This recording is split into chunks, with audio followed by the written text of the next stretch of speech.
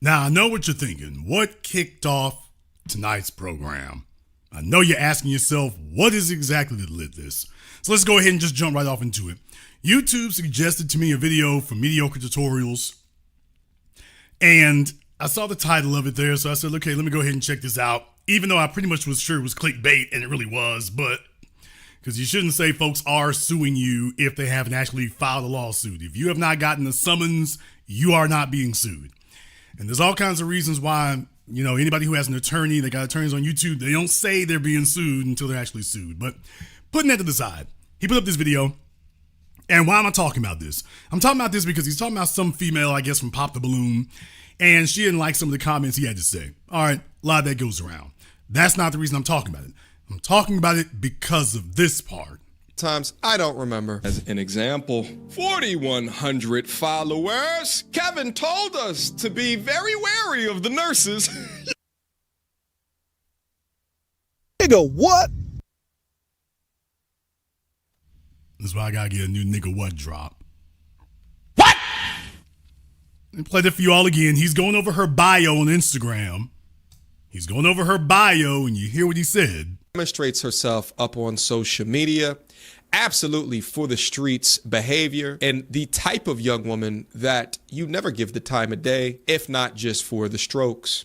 Absolutely. And I stand by those words. Might have called her a hood booger a couple of times. I don't remember. As an example, 4,100 followers. Kevin told us to be very wary of the nurses. He. Nigga, please. Folks, why do they fear me? Y'all know Mediocre Tutorials knows who I am. He's mentioned me in videos about the pearly things thing. I'm not bearing any animosity. I'm just saying, dude, seriously? For real? Folks, why do they fear me?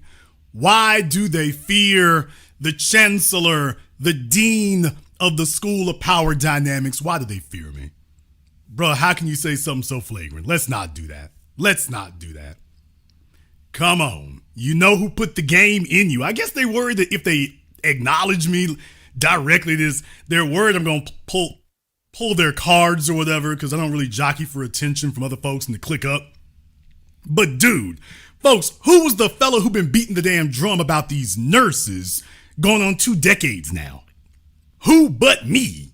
Before any of these dudes had a YouTube channel, I was talking about that. You know where you got that from. So I just consider it to be rather flagrant when you try to mislead the people into believing that it came from somewhere else. You don't actually know where it came from, or you give attribution someplace you know is fraudulent. Why would you be afraid of that? What's the issue? Because if you're dishonest about one thing, you're dishonest about all things. That's all I'm saying. But you know what? Let me go ahead and help little brother out here. Let me help him out. Let me go ahead and help you out here and go ahead and get you up to speed. Join me, and I will complete your training. All right, folks, as we about to get deep off into it, since he went ahead and opened this door right here, and because as the dean of the School of Power Dynamics, I cannot allow you to proceed into 2025 under false pretenses and misconceptions and misinformation, you need to be strapped, locked, and loaded with everything you need to know. Ooh, boy, I'm going to hurt some feelings tonight. I'm going to hurt some marriages tonight. What? I'm going to hurt some marriages tonight, but we coming in hot for the new year, so we kicked it off. So for our first official program of the new year, we're going to go ahead and do it like this. All right, you all want to know who the list, we're discussing the top thought professions, the top hoe careers, the top careers for hoes in 2025 and going forward here. So strap in, let's go ahead and get started. First of all, if you will direct your eyes to your screen, of course, the all-time winner here, we got to talk about the nurses. Auntie, chill. If she is a nurse, nigga, that's you know what you in for. She's off somewhere, you think because she wears a uniform and she went to school, that's it, dude. There's a reason why you can't get orderlies at hospitals. If that nigga been working there for 20, 30 years, you wonder why it is you can't get him interested in another job anywhere. You wondering why you can't get him interested in another job anywhere on this planet. Well, because he done seen some things you have not seen. That's the reason for that. So There's a reason why dudes who work at hospitals, nursing homes, you can't figure out why it is you cannot get him to get his life together. Dude, can I get you interested in a better career? No, I'm good where I'm at. Because you don't know what's happening at his job, but he does. And he's like, man, look here, I'm living the dream. No upward mobility, but there's plenty of jiggle mobility running around here. So for the nurses, you know what it is. And I'm not hating on them. What I'm saying is to all the nurses out there, we got love for you. But the issue we have is don't tell us to lie to people. Let us just keep it real. If you're dealing with drug dealers, if you're dealing with hustlers, you get to keep it real about them. The nurses, we got to lie to everybody.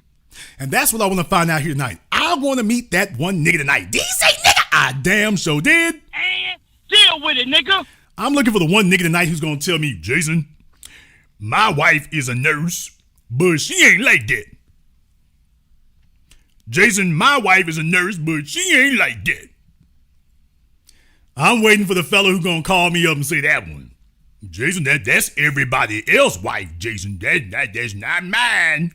That's everybody else's woman, Jason. The rest of them at her hospital, they like that, but mine is not like that. I'm waiting for that fella to call me up tonight all indignant.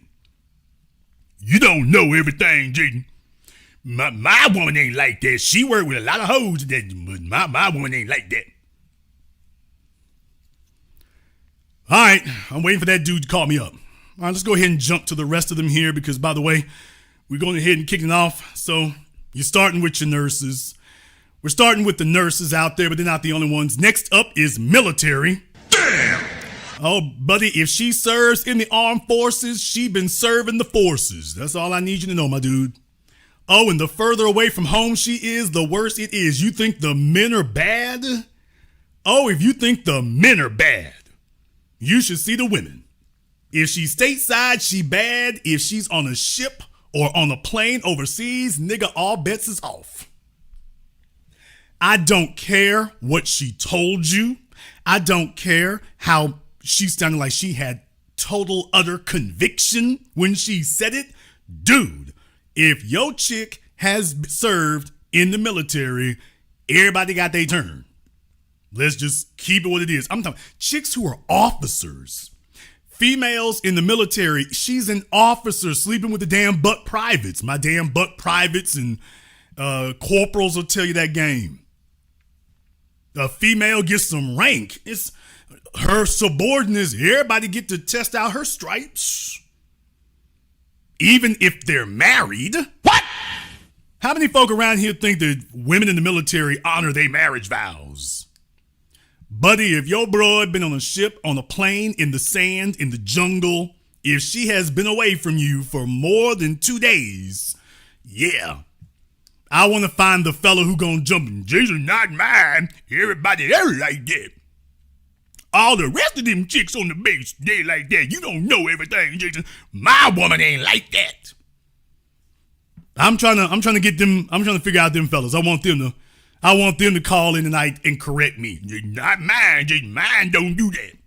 She is minding her.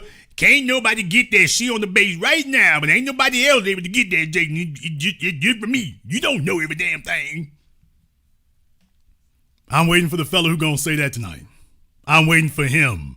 I want him to call in all certain and confident. I want to hear that dude call us up and testify as to what the situation is.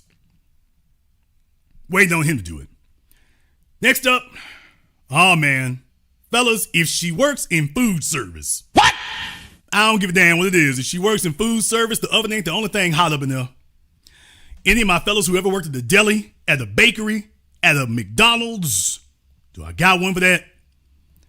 Yep. If you done worked in a deli, a bakery, a McDonald's, a Bojangles, a Buc-ee's, I don't give a damn what it is.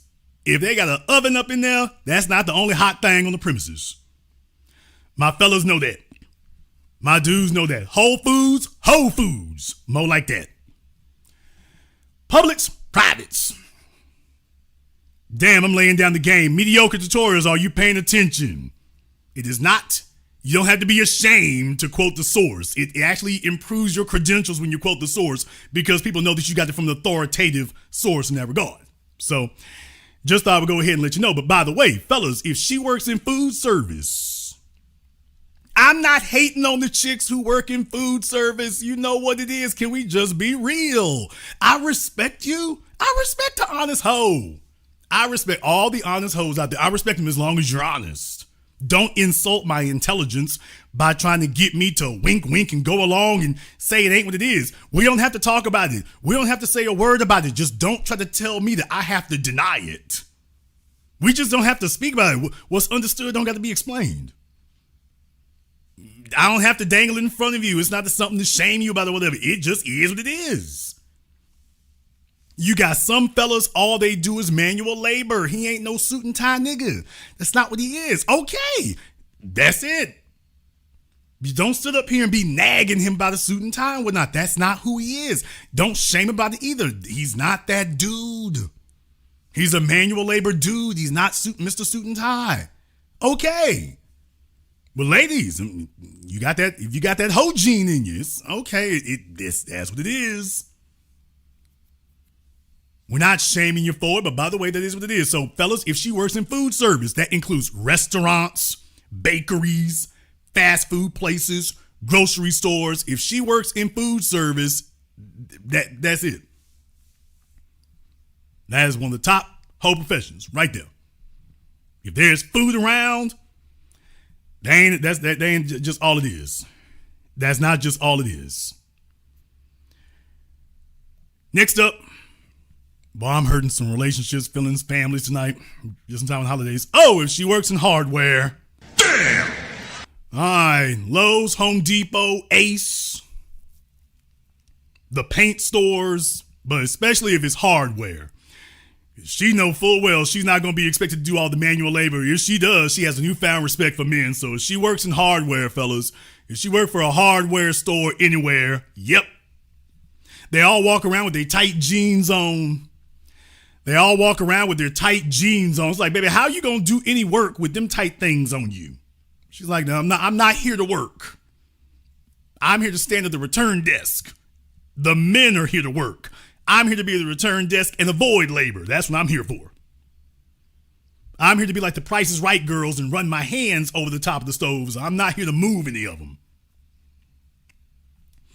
So if she works at a hardware store, any hardware store, she pulls up in the parking lot. That's why their hair is laid and they got the baby hairs and the fake eyelashes. Well, hell yeah, they ain't doing no damn work. I mean, that goes for warehouses, places like that, but especially the hardware places, because Amazon will work the hell out of you. Amazon's a little bit different. Amazon will work the hell out of you. Not that there's not plenty of hoes around there either. I'm not saying that. But you can throw the warehouse workers in there with the hardware chicks. You can throw them up in there. Warehousing, hardware, paint stores, those kind of things. Yeah, if your broad is up in there, if she been working there for more than 6 months, yeah, dude. No, not mine, Jason. That ain't right. Not mine. Okay. I'm waiting for that little nigga to call in tonight and assure all of us that he's got the one that don't do that.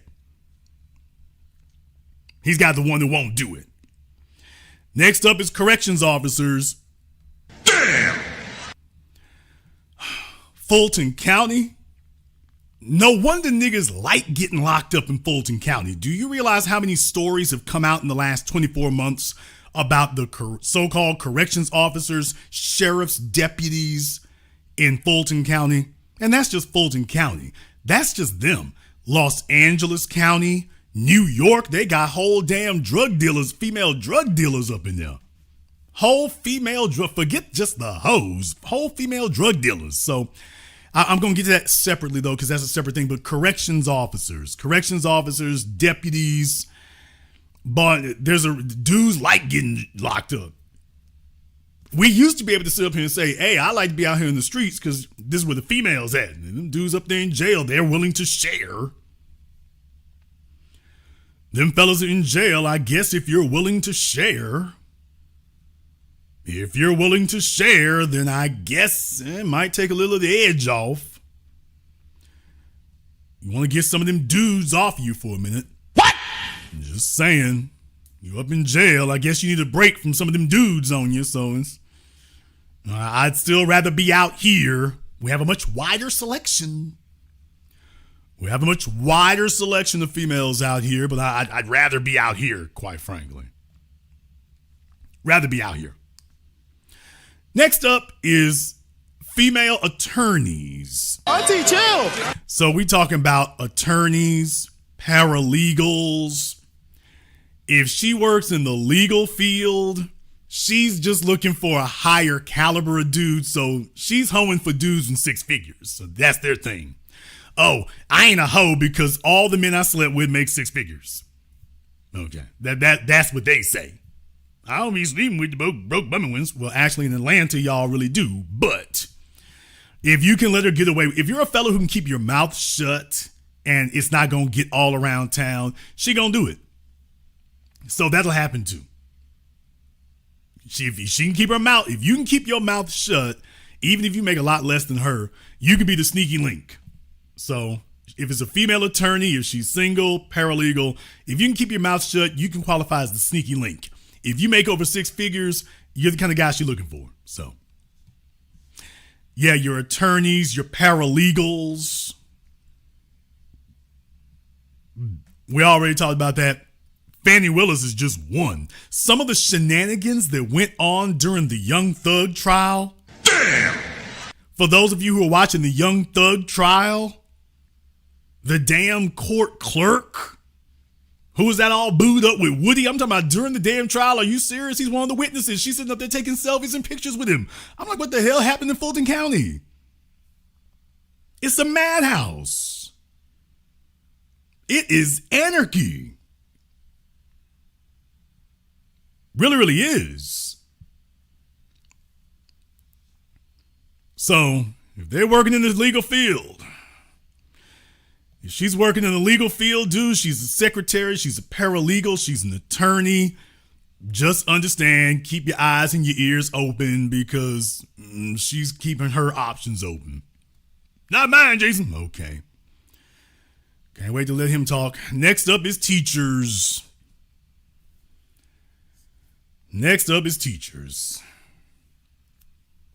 Boy, I'm telling you, if she's a teacher today and she's single, yeah, it's just everything is happening.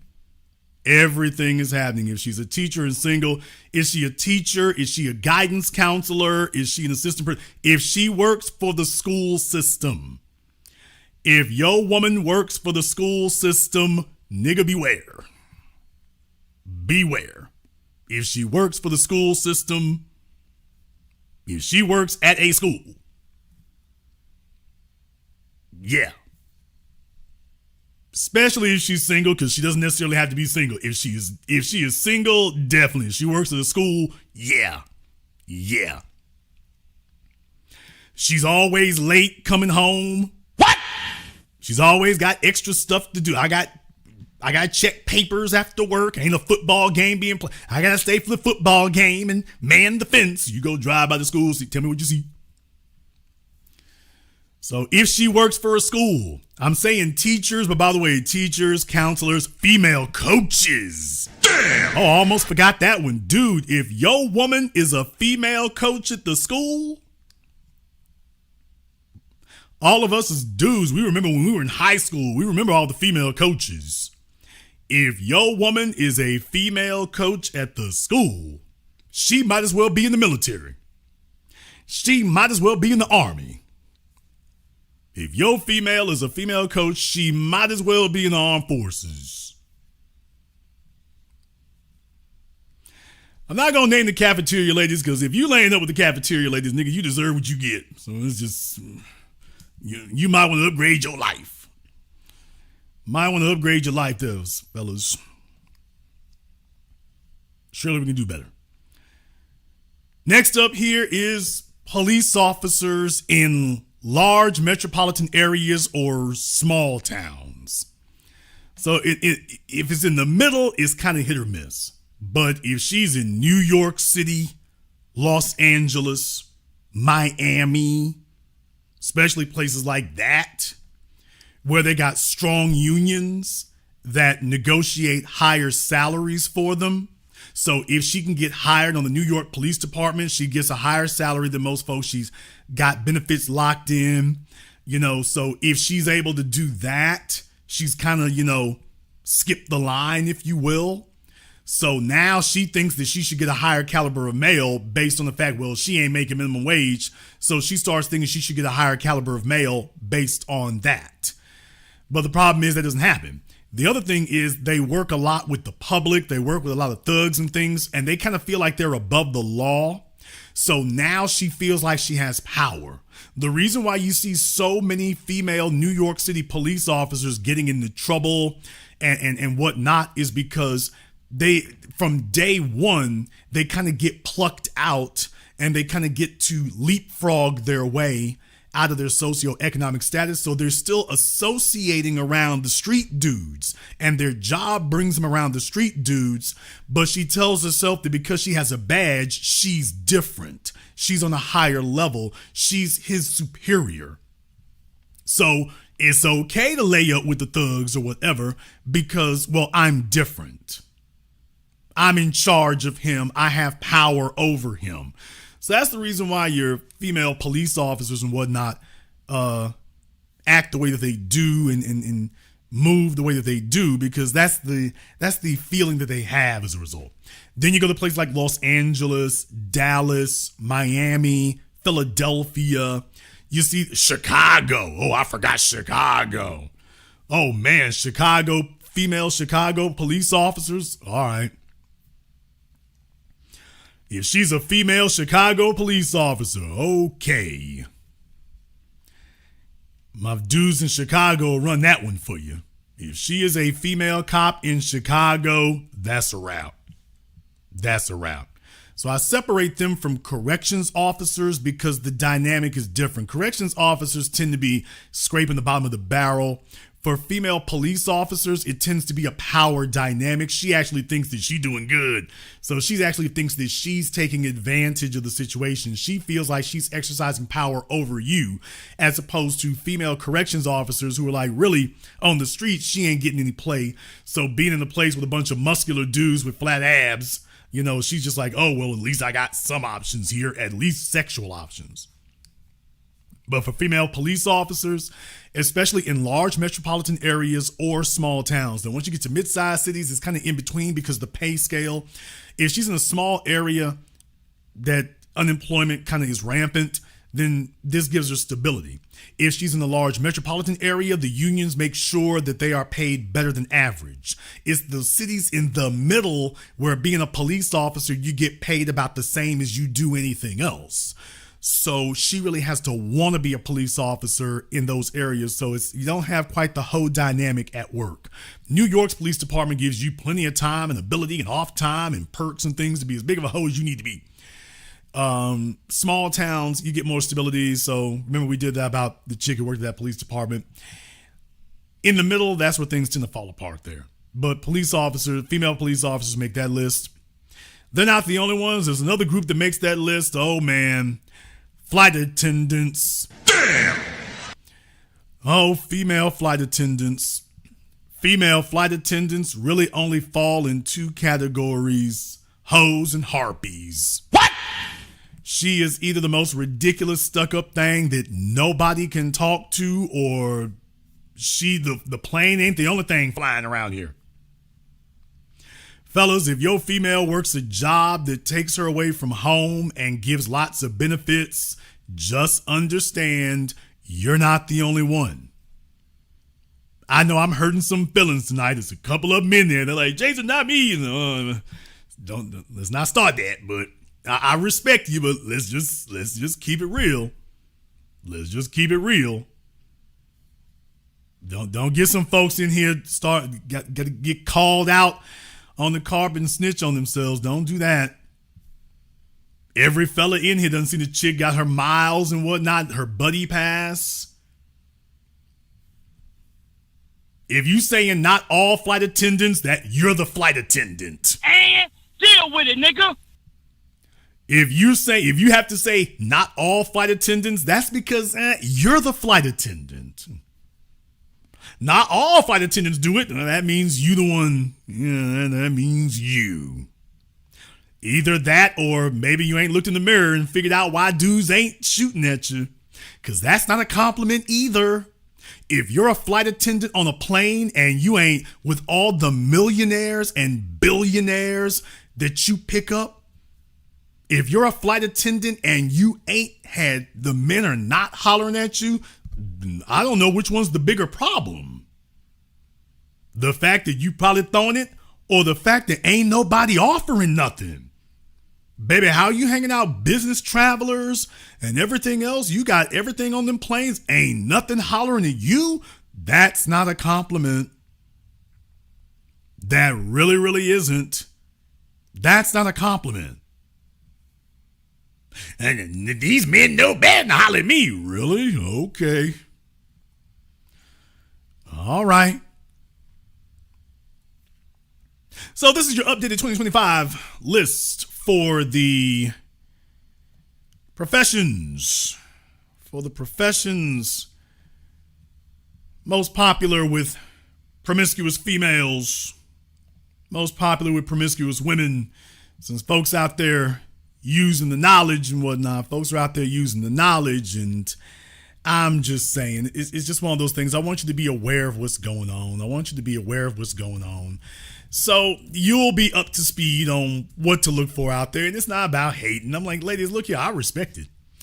I do respect it, but I don't want fellas to be fooled by it. There's a bunch of fellas right now. You met a chick in the military. There's a bunch of guys right now. I'm talking about they're depressed. They're sad. They're upset.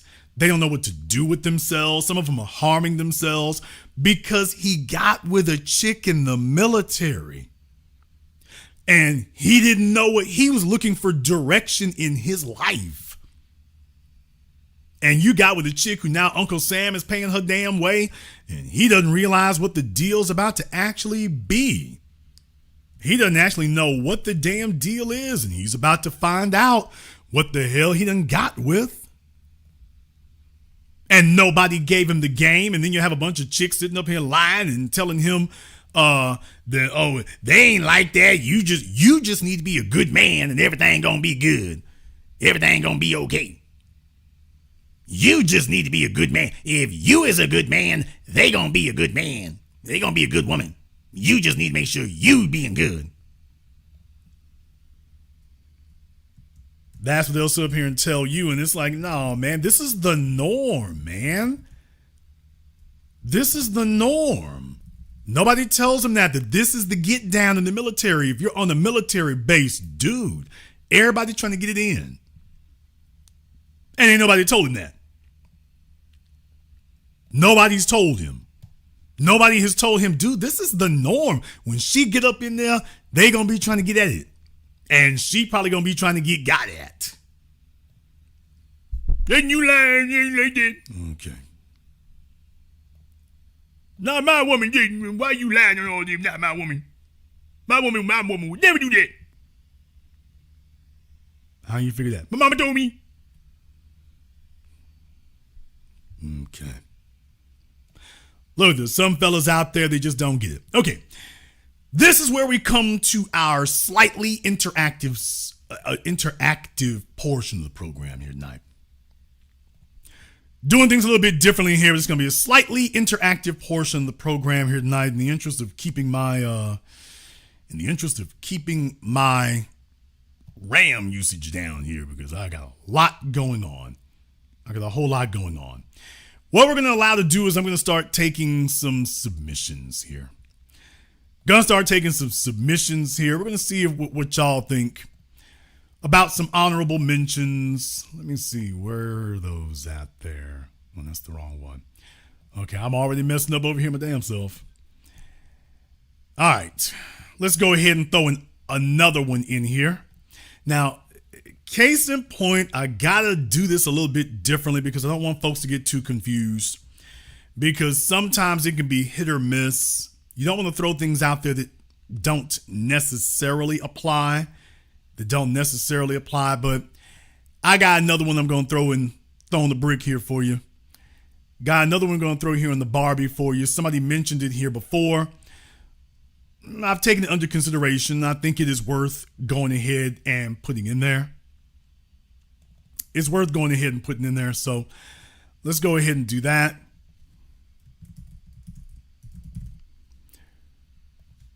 We're going to go ahead and throw this one on here. Now, I'm not going to put this under the category of necessarily the category of postal workers. We'll make this delivery workers. Damn!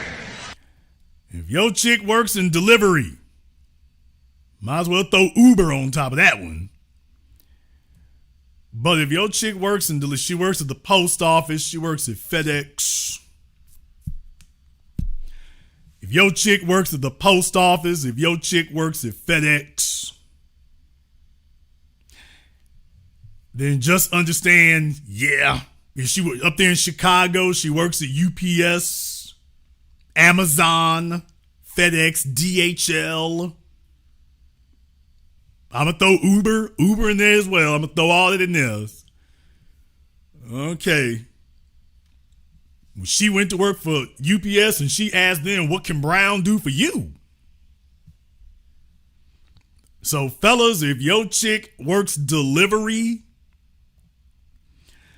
I know I'm messing up some relationships tonight. If your chick works delivery, she love working holidays. Just thought you should know. She got the hoe in her. Did you say hoe? I damn sure did. And deal with it, nigga. Just thought I should just let you know. Not Jason, not mine. Okay. Not mine. Mine ain't like that. Now, somebody mentioned truck drivers. There's a reason I'm not going to include them. And the reason I'm not going to include female truck drivers is because most females do not aspire to that. That's not really something they ask about. It really, really isn't. Although I'll let you all decide here. I'll let you all decide. Should we add female truck drivers to the list? Instinctually, I'm kind of inclined against it, only because when we talk about careers or things like that, it's like I kind of feel that doesn't quite match up, but I don't know. I'm gonna let you all go ahead and weigh in. I'm gonna let you weigh in on whether or not they should be included. Gonna let you all know whether or not they should be included. Okay. Looks like folks say we should include them. It's close though. It's close. It is close, but seems like the fellas think we ought to go ahead and include them with that, maybe just as a warning. Maybe they want us to just go ahead and have that as a warning.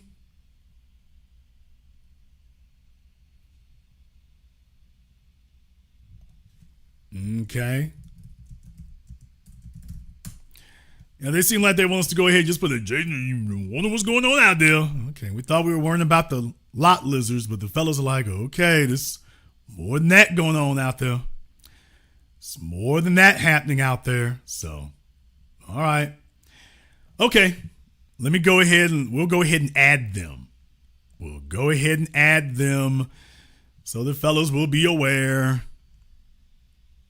Don't want to get caught unawares out there. So, because some of these fellas are liable to jump into any damn thing. So, all right, female truck drivers. We're going to go ahead and add them to the list. I got another one I want to add to the list here as well. That's why on tonight's program, I'm not the only one doing this. Y'all are going to go ahead and name them also here. Let me go ahead and jump out there with that. Got that one. I also have another one, though. I've also got another one I want to add to it. It's not going to be surprising to you. It's just, it should be on the list. It should be on every list, as a matter of fact. It should be on the list. It should be on every list, but I'm going to go ahead and make sure I have that added to this one here as well. All right, let's go ahead and throw the female truck driver up there real quick here. So I'm just making sure I have this added for illustration purposes. All right, let's go ahead and throw this on the screen. Female truck drivers, there you go. I'm getting the most traction out of my AI. I'm getting the most usage out of my AI here tonight. So, female truck drivers, I know they don't usually look like this. They don't usually look like this, but okay. You get the idea. You get the idea.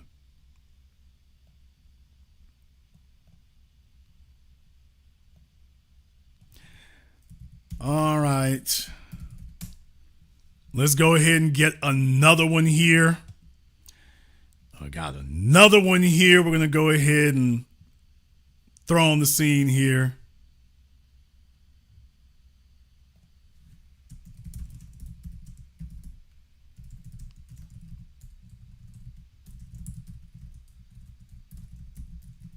Want the right image for it. So that way we can go ahead and catalog that for posterity's sake. We'll go ahead and do that.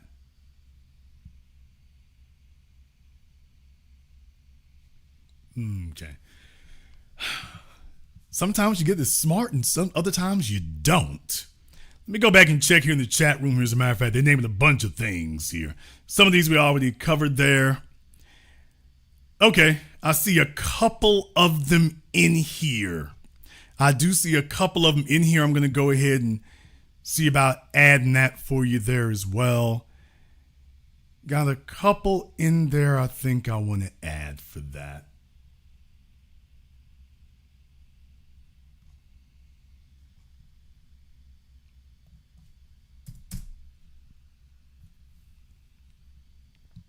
Okay, some of y'all are naming stuff we talked about there before. So like I said, they might be a little bit late. So you might want to pay attention next time we do that. Yeah, there was one. I can't believe I forgot about this one here. Should have added this to the list. It's been so damn long since we did that. I should have gone ahead and added them to the list, but I didn't have them on there. But they're going to be on there tonight. Now, this one, like I say, it'll be a no-brainer once you see what it is. But yeah, definitely. This is probably the only group that's worse than the nurses. What? This is probably the only group that we could say with confidence and with certainty is worse than the nurses. So if anybody wants to know about the one that's worse than the nurses, there actually is one. There actually is one. Let's go ahead and throw this up here.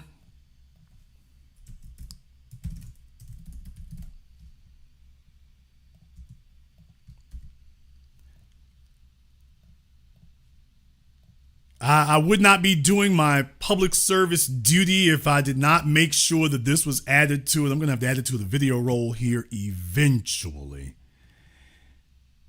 Female hairstylists. Damn! Auntie, chill! Damn! Yes, sir. If she is a hairstylist, cosmetologist, beautician, yeah, if she works on hair, hair is not the only thing she's working on. If she works on hair, if she is a so-called beautician, cosmetologist, if she works on hair and hoes go hand in hand. Hairs and hoes go hand in hand.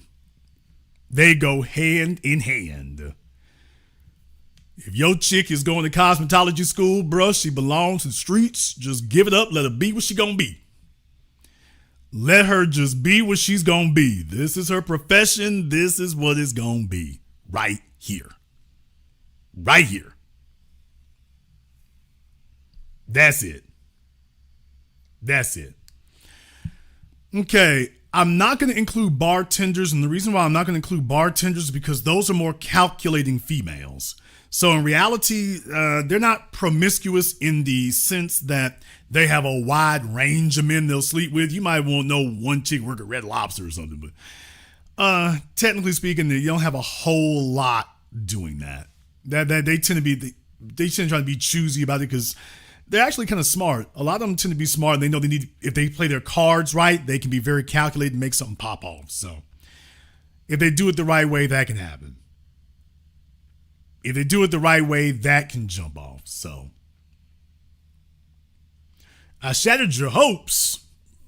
If telling you the truth shattered your hopes, I'm saving you from a lifetime of heartache and ended up on damn Judge Maybelline fighting for a divorce. I'm trying to save your life here. trying to save your life here. I'm trying to. No, what I'm talking about, you go into a place there, that is their pedigree. That's what they do.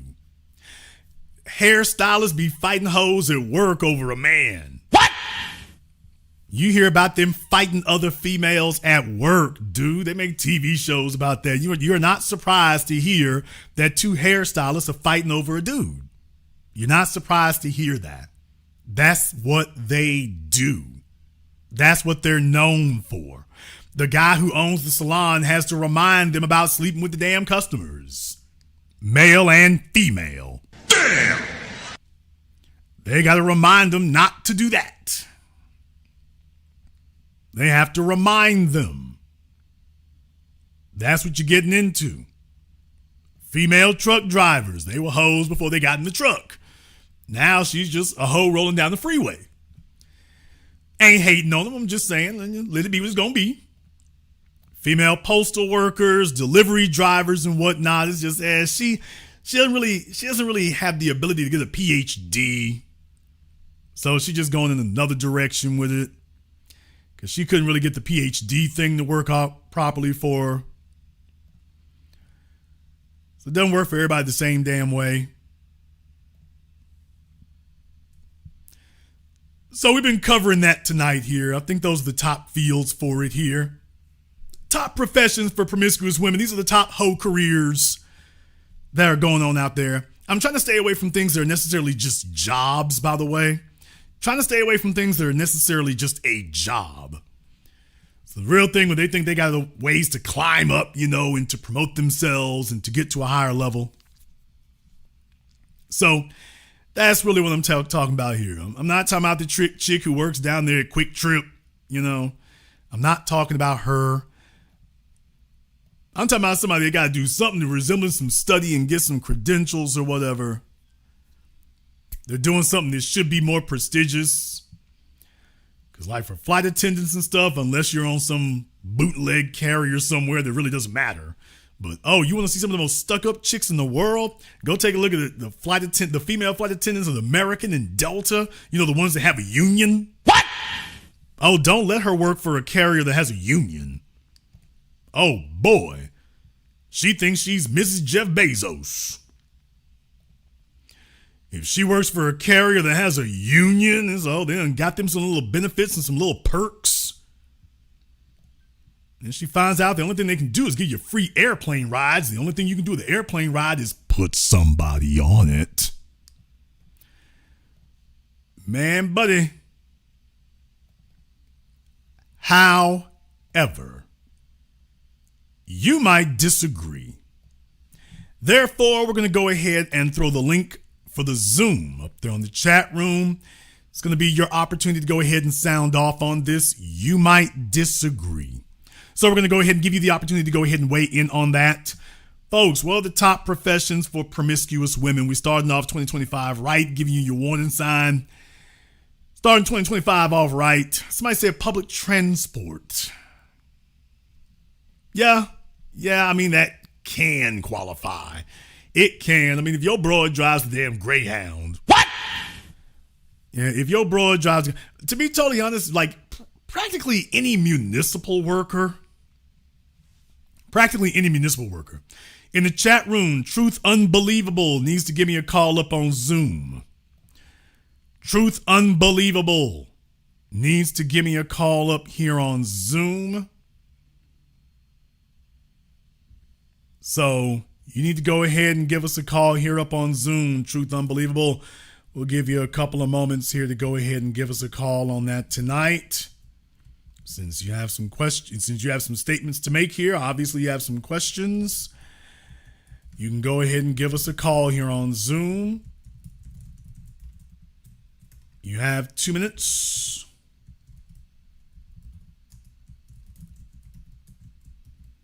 Go ahead and make sure we take care of that here as well. So since you've got some things to say here and you want to get off your chest, I would very much like to give you that opportunity. So Truth Unbelievable, we will give you 2 minutes to go ahead and give us a call in, and you can weigh in. you can go ahead and weigh in on that. We'll be glad to hear from you. Also, we'll go ahead and take it from everyone else here as well. We'll go ahead and get that from everyone else here as well. Let's go ahead and jump over here on Zoom. I've got TU on Zoom. Let me see who that is. Okay, TU here on Zoom. I just need you to make sure you have your camera and your microphone turned on. No one else is going to see you except me. I'm the only one who will see you. However, just to make sure we don't have any trolling issues, we don't have any problem with people disagreeing with me. The only thing we want to make sure is that we don't sit up here and insult my audience by having trolls calling in. We don't want that kind of action happening. So TU, I just need you to make sure you have your camera and your microphone turned on for me. The only person who will see you is me. No one else is going to see you except for me. But just to make sure we don't have any trolling issues, we are just going to require just that one small concession there. I'll give you about 5 more seconds for that. Otherwise, permanent vacation. So folks, when you call up on Zoom, please, everybody knows the rules. You call up on Zoom, just make sure you have your camera and microphone turned on just so we don't have any trolling issues. You're perfectly welcome to disagree with the host. We just want to make sure we don't have any trolling problems. So we just want to make sure that's not a problem there either. Now, TU has not changed their response here when they say they're trying, so they have a newfangled technology situation going on.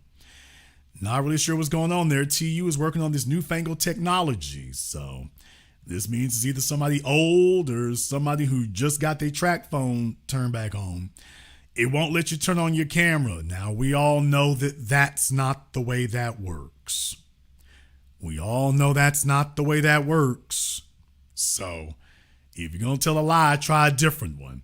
We all know every single device you got a camera on it, but if you're on a cell phone, it certainly does. So, try a new story. In the meantime here, let me go ahead and see if I can get Diggy Dan up here on Zoom. Let me see if I can get him up here. We're going to put TU back in the waiting room there. When I come back to you, TU, be ready or be gone, one or the other. All right, let's go ahead and load up Dan up here on Zoom. Dan, what's on your mind, brother? What's going on? Happy New Year's to you and the family. I had to call in. I had to call in, brother. I think you forgot about one thing too. Don't forget about the female realtors. Don't forget about them too. Let's not forget about the female realtors. But there's some things I have to say that you 100% right on. The police officers. Any one of them that work in any type of law enforcement, not just police officers or correctional officers, even they FBI agents, you got to watch them too. Even if they working behind the desk, hell, most of them be on social media clapping ass sheets. You know what I'm saying? And they also dangerous too to a lot of degree too, because let's just say she has a vitriol against you. She could use that badge or use her power to try to target you. And probably could put a case or a RICO on you or make up a case. Like they did the Young Thug case. You know what I'm saying? Even though they ain't had no evidence or none of that. But you could obviously tell it was some fucking around going on over there. But that stuff been going on for so long. So, and let's not forget about politics. Shout out to Kamala Harris. So, all right, well, let me tell you what I think about those in that regard. The reason why I made the list the way that I did is because I'm focused on, I think of it this way. If you were just the average guy and I gave you access to the average female working in these fields, my whole thing is, okay, what are the chances that you could end up sexually involved with her? With nurses, your chances are very high. Hairstylists, your chances are even higher than that. You know, you start getting the deliveries. You know, we talk about bakeries and stuff. I mean, you can knock down the whole damn pastry shop at Walmart. Damn.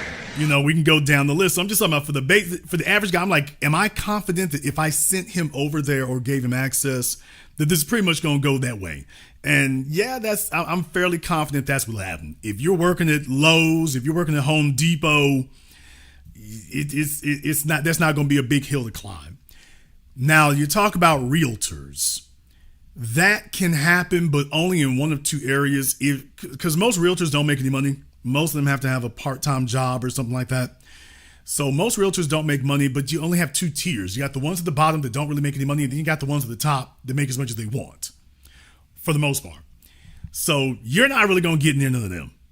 You're really going to be dealing with the ones at the bottom. And the real thing is, it's going to be hit or miss because most of them are aiming for a certain type of dude they think they deserve to be with. So being with a realtor in most cases is like being with a paralegal. You know, she ain't really doing what she thinks she's doing, but she thinks much more highly of herself than she actually is.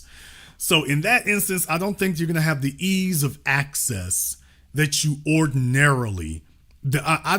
Knocking down a realtor or a female real estate agent is not going to be the same as a hairstylist, postal worker, paralegal. You know, it's not going to be the same thing. So it can happen. It definitely can. But that's not going to be the same thing. And they're not looking the same way either. So there is a tier of them who do, but they tend to be at the bottom. I just thought about something. Because as you was talking, that do make a lot of sense. The way how you categorize, how you put those in different layers. How about this? How about some of the female scavengers? Now, we know about the dude scavengers. We know. But like some of the female scavengers that's easy going, like your nurses, your hairstylists, who's anybody could get access to. Now, because you're right, there is easy access to them, and a lot of them is sex. And truth to be told, a lot of them is sexual scavengers too. You can't forget about that either. And you talking about somebody, because I know I was in a nursing home for 4 months and inpatient. So trust me, I know the shit that goes on there. So like I say, yeah, definitely. So I try to make. I want to have a list here that if I knew if you were dropped off in that situation, what would the average guy do? Now, if you're just completely socially inept, it ain't gonna help you. But definitely for most of these here, I think that's really qualified. I think those would be the ease of access. Anything else is going to require some modicum of gain. That's going to be, like I say, you from Chicago, so you're used to having to exercise some. To the average fella, who if I say, let me take that away from him, he's just an average dude. He's not adept, at being able to talk to women like that. What's going to happen with him? And these are fields that I think have consistently, these are the places where the hoes hide out at. Some of them think of themselves as smarter than that. Some of them think of themselves as higher class than that. They think of themselves that way. Okay, they think like that, but how are they acting? So they think like princesses, but they act like hoes. So these are career fields that you tend to see the hoes hiding out in. My whole thing is, okay, where's the places where the hoes are hiding at? Or where they have a tendency to congregate at? And these are places they go to for whatever their reasons are. But thank you very much for weighing in, Dan. We appreciate that. Let me go ahead and see if I can get TU one more time here. We're going to try TU one more time, and then after that, we're going to have to go ahead and move on. Nice program. We're talking about the top professions for promiscuous women. We've laid off a list here. I may have to go ahead and make another video roll here to include these other folks here. May have to make another video roll here to include these other folks. TU, I can give you 5 more seconds here. TU, we can't just do an audio call on this one since we want to make sure we don't have any issues there. But if you're going to say things like you said there, we need to make sure we got that up front on the table. So if you can't stand on it, you got to run from it. Okay, TU, we need to go ahead and make sure we're on the straight and narrow here. Not a good sign. Not a good sign. Everybody else in the world, it works perfectly fine for them. I know you can hear me. That's not the question, though. So we just need to make sure we don't have that issue. TU, let's see if we can do a little bit better than that. Let's try to do a little bit better than that. Okay, y'all, we gave TU an opportunity. They're claiming they can't figure out how to get their camera to work. So we all know what that means. Well, I didn't think you were going to be able to call in. They're new around here. I didn't think I had to call in. No, turn your camera on so we can make sure we don't have any trolling issues. That way, nobody's going to see you except me, but we need to make sure we don't have any trolling issues. All right, let's go ahead and see if we can grab Great Lakes Champion here. Let's go ahead and see if we can grab Great Lakes Champion. Great Lakes Champion is trying to get everything all tooled up here, so we're waiting on them. Great Lakes Champion, we're waiting for their connection there. Okay. Hey, you see Great me Lakes right now? Champion, I think you're zooming down the freeway over there. Yeah, I'm zooming down the freeway. Yeah, I had to let you know. Dan called. I'm calling another guy from Chicago. So my cousin is the superintendent for Chicago Police Department, right? So my cousin's the chief, and I got an uncle just retired anyway. But coming up, I used to always hear both of them talking about, hey, this cop, they get the best head, this, that, and the other. Even my uncle put my cousins on who are older than me, different police officers. But anyway, I just smashed this chick. I know you're gonna say something. She comes from Bulgaria, and I knew her when I was on Facebook about 10 years ago, way before COVID. And she was a volleyball coach, so she was going in, and she liked niggas. And so I met her at the gym after she became a cop, like, probably about 18 years later, and I ended up smashing whatever. But and you're right, and the only reason I did, she tried to recruit me to be a cop, so I did sign some paperwork. I was thinking about doing it. And she was all over me. She got my number. She gave me her professional number. And her partner, who was helping to recruit, a guy, he wasn't saying nothing. And I'm like getting, a little bit uncomfortable. Like, why is she so close to me? Like, in front of everyone at the gym. And afterwards, she would start trying to get other guys too. When she was working out, not in uniform, trying to recruit.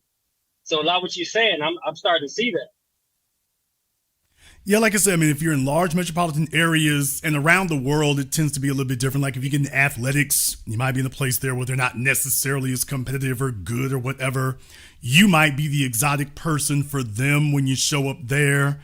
You might be the exotic guy for them in those situations. But definitely like in Chicago, New York, they have a certain type of female in Chicago. And I've always respected that, by the way. I've always respected Chicago females, always have. They are straight up and down. They don't play around. They get right to the business. If they want something, they get right to it. By the same token, that's the way they approach everything. So they don't have a problem with how you think of them sexually or nothing. If she wants it, she going for it. The badge don't mean nothing at that point. It don't mean nothing. And I do think it probably has a lot to do with who's hiring these chicks. I think it's got a lot to do with that because they're making sure that they got options. So on top of all that, I'll let you have the last word. Yeah, no, you're right. They're picking up at like 18 and 19 now. You can take the test. So they like coddle them, give them through like the police cadet program, try and push them through like the first 2 years of school. Then they get them in there. So yeah, everything you're saying, I was like, yeah, even with the Cook County Sheriff, you see all the same things. Oh yeah, Cook County, Fulton County, the word is getting around now. It's not accidental. Something is going on, man. Something is going on in those places. So the hoes got the word. This is where they can get in. I think that's what happens. They're looking for places that'll pay them the most for the least amount of work.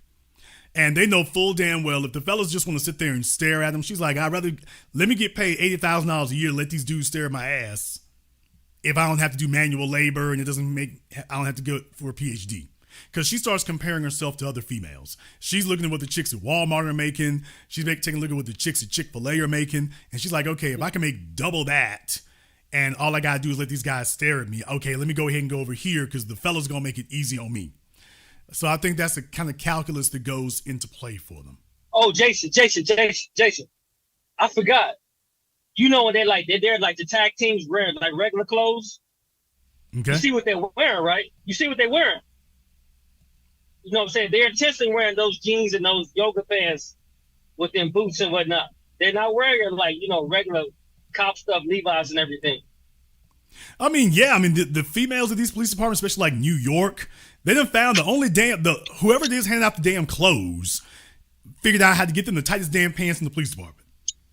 You ain't never seen a one of them that ain't got the tightest pants. They might as well be wearing jeggings. And it's like, okay, who gave you your uniform? Who did this? So it is not accidental, man. They know what they're doing. They know what's happening. The larger the city that you're in, the more it is. It's a racket, man. It's the culture.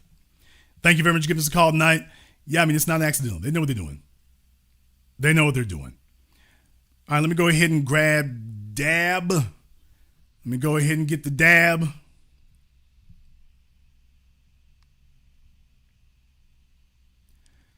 All right, we got Dab up here. My folk going down the freeway is representing tonight. All right, what's on your mind, What's Dab? going on? What's going on, Jason? Just before I even start, I just want to give you flowers for just having this grand repository of Black intelligence, man. Because once I saw you put nurses on there, I was like, man, had I been top 10, 15 years ago, I would have saved myself a whole divorce and all the headache that came with that.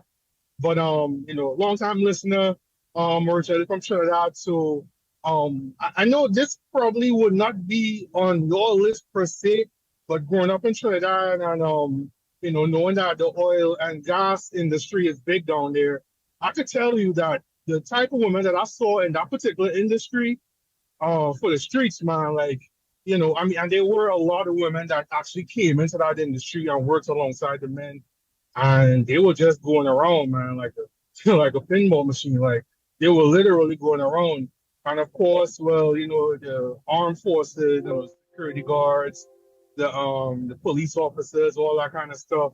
You hit the nail on the head, but like I said, like this particular program is needed because a 23-year-old, 24-year-old version of me listening to this right now, I would have avoided so much. I would have just been tapped into my purpose rather than having to, be 42 now, or divorced, on my belt, and just out here just grinding the way I should have been when I was 25.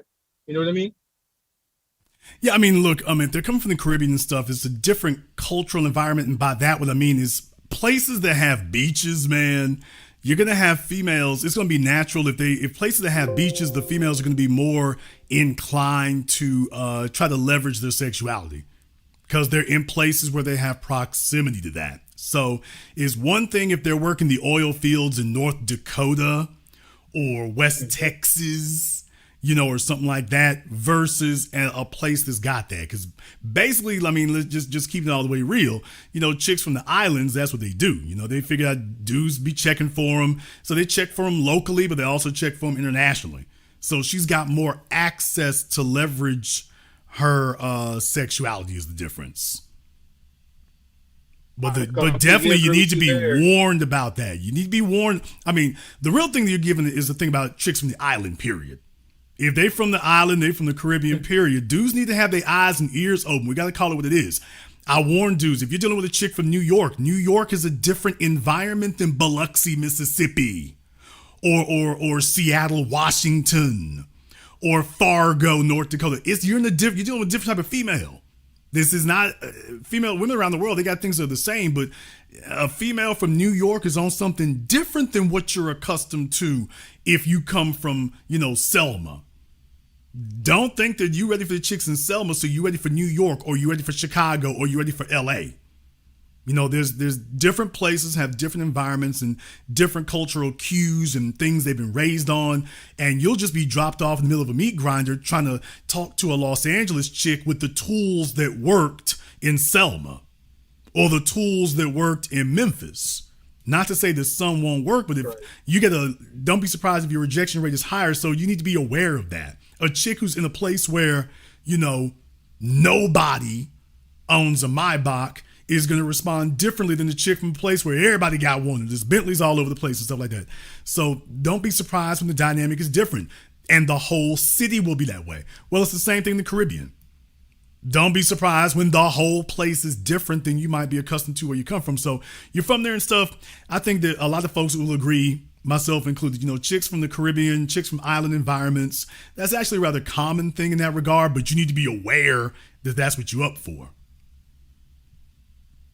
Completely agree with you there. I mean, and again, because you have this repository of knowledge, it helps to bridge the gap. So the guy wouldn't just think that, 20 years ago, you might just see that type of behavior in the New York metro area. And now people moving away from New York, like you so brilliantly described in your films, they're coming down to Atlanta, they're coming down to Columbia, South Carolina. They've been in Miami, but they're moving all over. You go to Knoxville, you go to Nashville, like you're seeing the Trini flags, the Haitian flags, hanging up in the dash. So it's like, don't be tricked, don't be fooled out there, because I mean, I can tell you. I mean, I've been a scumbag for quite some time. Been there, done that, and I can tell you, it takes one to know one. And them females, they don't play around with it, man. Well, what about the female truck drivers? Well, you it's hit or miss. I mean, a lot of them they're on, they're mind their business and whatnot. But you could come out here and you could catch a wink with one of them or small talk here or there. I mean, you just can't say anything. You literally have to have some game about you because, again, just like you said, like they know that they're rare in the industry, even though much more of them are out here now. So they know that they have a lot of eyes on them. They're being looked at. However, you say the right thing, or somebody might even step to you. I've had that a couple of times happen with me. But I mean, I'm married, so I told the line with that regards. But I've had people, women walk up to me and just say any old thing, or they might hear me speak in line at the loves trying to get fuel, and they hear me speak, and then it's on from there, or they trying to get some cracking from there. But they're out here, man, and I mean they get it how they live, like how you say, they get it how they live, bro. So you gotta be mindful of that. Like, don't just come out here on the road and think it's all willy nilly. Like you have a little 10-hour reset or a 34-hour reset on the loves or pilots or whatever, and you make contact with one of them females. I mean, you might be testing out the shocks in your sleeper over there. Fellas need to keep their eyes and ears open. And the other thing is comparing notes. This is not the kind of conversation we've had before. You'll have somebody who just says one or two things. But I'm like, tonight, I've opened it up so you all can start talking about your experiences. The list is longer than fellas might give themselves hope for or ideas to. It is not complete. It's not everywhere. Yeah, I mean, the more females you have involved, the more likely you are to have that kind of thing. But there's certain places where they gravitate to, especially if they think they can get it in and nobody's going to find out. There's the big one right there. So like when you talk about nursing, you talk about corrections officer, which is how they end up losing their jobs because everybody finds out. You talk about paralegal, if they think they can do it, chicks who travel. So she's a flight attendant. She's a travel nurse. If she thinks she can do it, and if she thinks she's got control of the environment where she can engage in this behavior and nobody's going to find out, that's the more likely they are to try it. I'll let you have the last word. I completely agree. And that's why I called in and I even typed in the chat, like, yeah, go ahead and include truck drivers on that list because what you just said, if they think they could get away with it, imagine, even if you're just, I used to be OTR for about 7-8 months and then I transitioned to regional where I'm home every weekend. Still making more money anyway, but you out there, you OTR, and you could just get away with whatever. I mean, you could even if your phone is being tracked, it doesn't matter. If I'm on the truck stop, they doing whatever they want to do. They get it how they live. Nobody wouldn't know unless you literally snitch on yourself. Other than that, I mean, it's going down out here, bro. That's all I could tell you. But I appreciate your content. I've been on a binge for the past week. Just tapping into your old content, from 7, 8, 10 years ago, man. Keep putting all the good work, be $1 Peace. Thank you very much for giving us a call tonight, brother. We appreciate that. Stay safe out there. Yeah, like I say, I mean, this is a conversation that usually you don't have. Let's go ahead and start this off right here. And ain't no problem with that. All right. Let's go ahead and see what next we can get here. By the way, Truth Unbelievable, you can go ahead and just email me. We're going to go ahead and see if we can get you up here alternatively, but you can go ahead and just email me. We're going to go ahead and do that. So go ahead and just email me since you're technologically challenged. They say they're a travel nurse. I hope your patients have an easier time. Let me go ahead and see if we can grab Michael up here on Zoom. Let me get Michael on Zoom. Okay, Michael, what's on your mind, brother? Hey, how you doing, brother Jason? I got a big one for you, and what you sparked my thought when you were talking to a previous caller about the parameters. Well, basically, you were saying any type of dude can come in and really lay up and have a good time. Yo, I'm telling you right now, the one you missed was women working in insurance companies. I'm telling you right now, those you can be, because first of all, you got every level of, it's a cottage industry of thoughts. You don't need a certain level of education to get those jobs. But I've seen like dudes who couldn't get any women in high school, college, anything, go in these insurance companies and bagging baddies, bagging married chicks, people having sex in the garage where you park during work, all kinds of craziness. I'll give you that having one. These little sex parties. I'll give you that one. I will give you that one for insurance. For what he's describing, a lot of folks think about it like Allstate or State Farm or big operations, but I mean like your local insurance office, or you got a local insurance outlet for those things. So yes, I will give you that one. You're absolutely correct about that. And the point that you're really making here, which is a good one, which really dovetails off of everything else.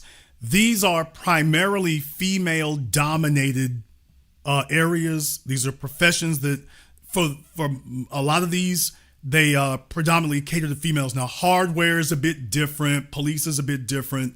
But things like, nursing really caters to females. So you might be the only guy there. So just from the law of averages, you're guaranteed. Bakeries, these are not things that males generally gravitate to just, on our own. So yes, for things that are predominantly female, teaching, nursing, food service, stuff like that. Yeah. If you're willing to be the only guy there, if you're willing to be in this situation, yeah, at that point right there, basically they're off by themselves with you. So I'll give you that one. Insurance industry. Yes. Absolutely. All right, my brother. Thank you. Thank you very much for giving us a call tonight. Very good suggestion, this. I'll give you that one. Insurance, definitely. You got one of these local offices or something, definitely.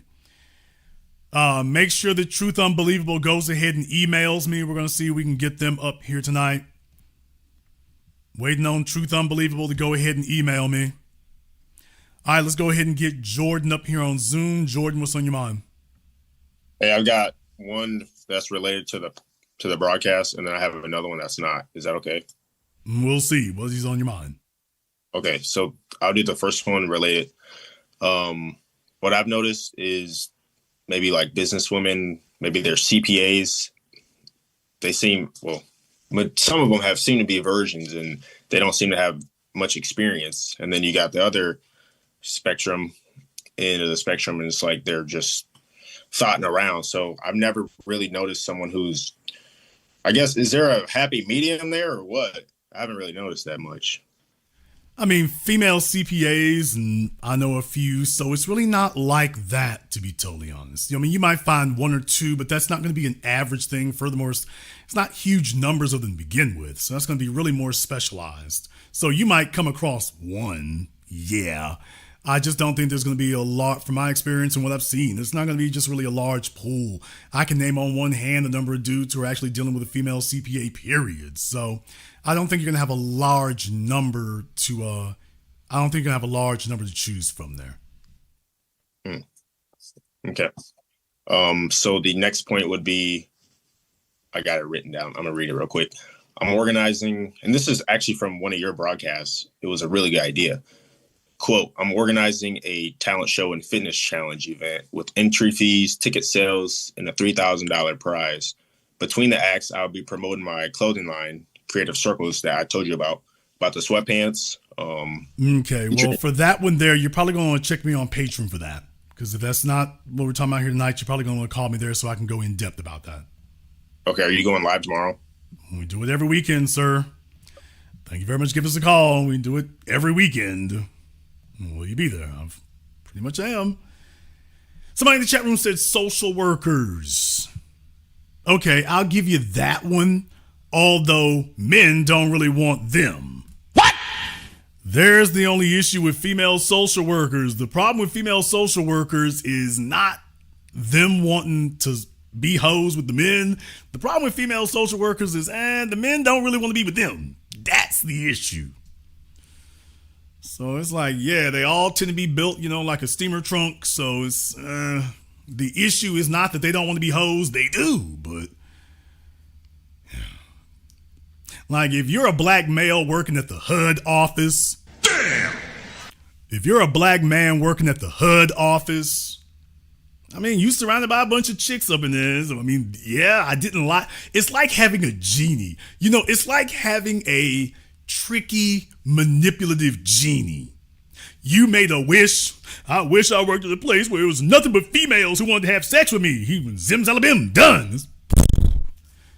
Like, okay, you get there. Whoa, wait a minute. You come yelling back at the genie. You damn no good. I sent you. There's a bunch of women working there. Man, they all look like Cinnabay. But they're all female and they're all single and they all want to sleep with you. Man, stop it with that. So you thought you were going to be working at a place where the females look like a 2 Live Crew video. And then you show them. It's like, okay, you got this genie who's always putting a little twist on whatever he wish he grants you. So that's what it's like to be a black male working at the HUD office, working, you know, with social workers. That's what it's like to be there. These might be the best females you ever had, but it's not really something you trying to flex about, you know. It's not really that kind of situation.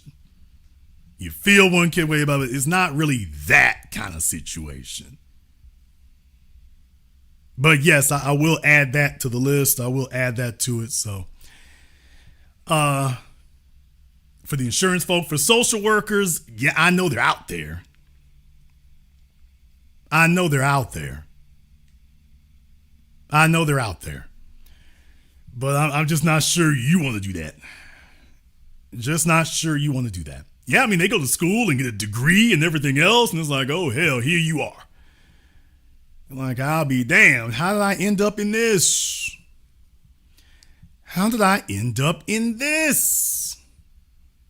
Had no idea that's what that was going to be.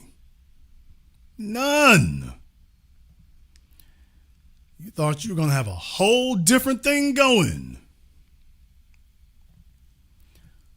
You thought you were going to be sitting in a cornucopia. It's like, man, look here. Everything going to be cute face, slim waist. They single. I'm going to have a nice, clean investment. And you got up in there. It's like, oh, I'll be damned. It's like being at the older folks club. It's like that. Okay, I'm dropping a new Zoom link here. We're going to drop a new Zoom link here. So, Truth, I'm going to go ahead and let you should be able to click on that link there that I just put in the chat room there. You can go ahead and click on that one. If you're still having camera issues, don't worry about coming back. You won't have to worry about that. All right, there you go. Turn your speakers off, ma'am. Don't worry about that. Now, why do you look like a flight attendant? I'm not a flight attendant. No, but you are a nurse. But you are definitely a nurse. Yes, I am a nurse. There you go. Very. And you're not just any type of nurse. You are at least a BSN. At least. Yes, okay. I'm a BSN. No, you're more than that, aren't you? No, I'm not more than a BSN, but I will be. Okay, because you're in school for it now.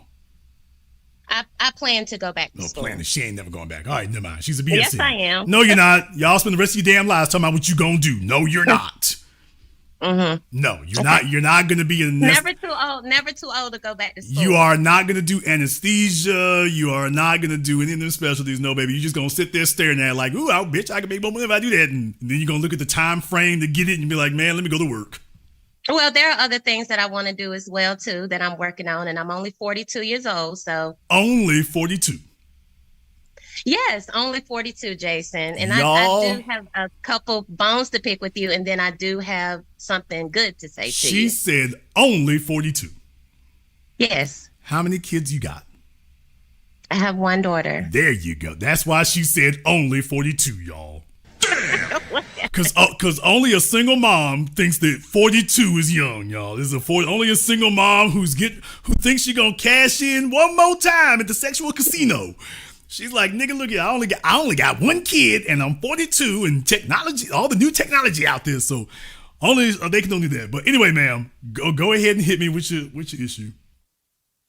My issue is number one, when you refer to women, you always say chicks or females. You never say women. You hardly ever say women. Okay, thank you. And I say women all the time. So let's not do that. Come on now. I want you to point to stand. You destroy your own point. If y'all start exaggerating, making huge exaggerations, you destroy your own point before you can make it. No, you say chicks and females like we're objects and like we're not women who were put here on earth for men, gifts to men. Okay, well that's a bad statement to start with to begin with, though. That's a terrible assertion to start with. I'm a Christian. So thank you. You're a Christian. And I respect that. In the words of Dr. John Henry Clarke, I actually respect all religions. I understand why they exist. But do you understand that what you have is a belief system and not a fact system? Do you understand that part? But that's not the point I'm making. Wait, brake pedal. This is a critical, key, essential point because this goes to the root of what starts your offense. You made the statement, and I quote, well, Jason, you don't understand. While women were put here. Well, what you are refuting is evolution and the fact that there's another set of perfectly reasonable explanation of how females developed. So this idea that there is a divine plan and that you are a part of it and that men need to adhere to it. Well, yeah, if that's true, then what you're saying would be completely offensive. Absolutely. But if that's not a fact, if you're just a product of the decisions that you've made, then can you understand why it is that you're offended by, but it may be running headfirst into an alternative reality that's not actually lining up with what you believe? There may be facts that contradict what you believe. Because case in point. And can you let me finish a statement without cutting me off? I'm going to let you talk here in just a moment. I just want to point out one last thing and then you can go ahead and talk. You're a single mom. If you were, quote, put here for men, then you were put here for the man you got pregnant by, correct? I guess it depends on how you look at it. To have his baby, I guess so. Okay, then in other words, if you are no longer with him, then you are contradicting and conflicting with God's plan. Because you were put here for a man. That was the man you were put here for, obviously. But you're just going around the whole thing. You're going away from what I called you for. Okay, but I want to just make sure I clarify from your belief system. So you don't believe that you were the woman you talk about women being put here for men. You weren't put here for that man you got pregnant by?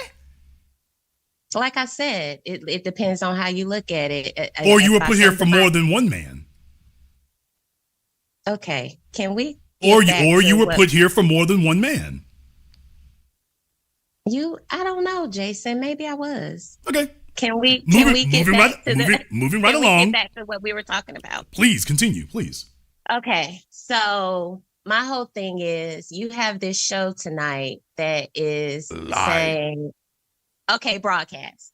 You have this broadcast tonight. I mean, I watch you all the time.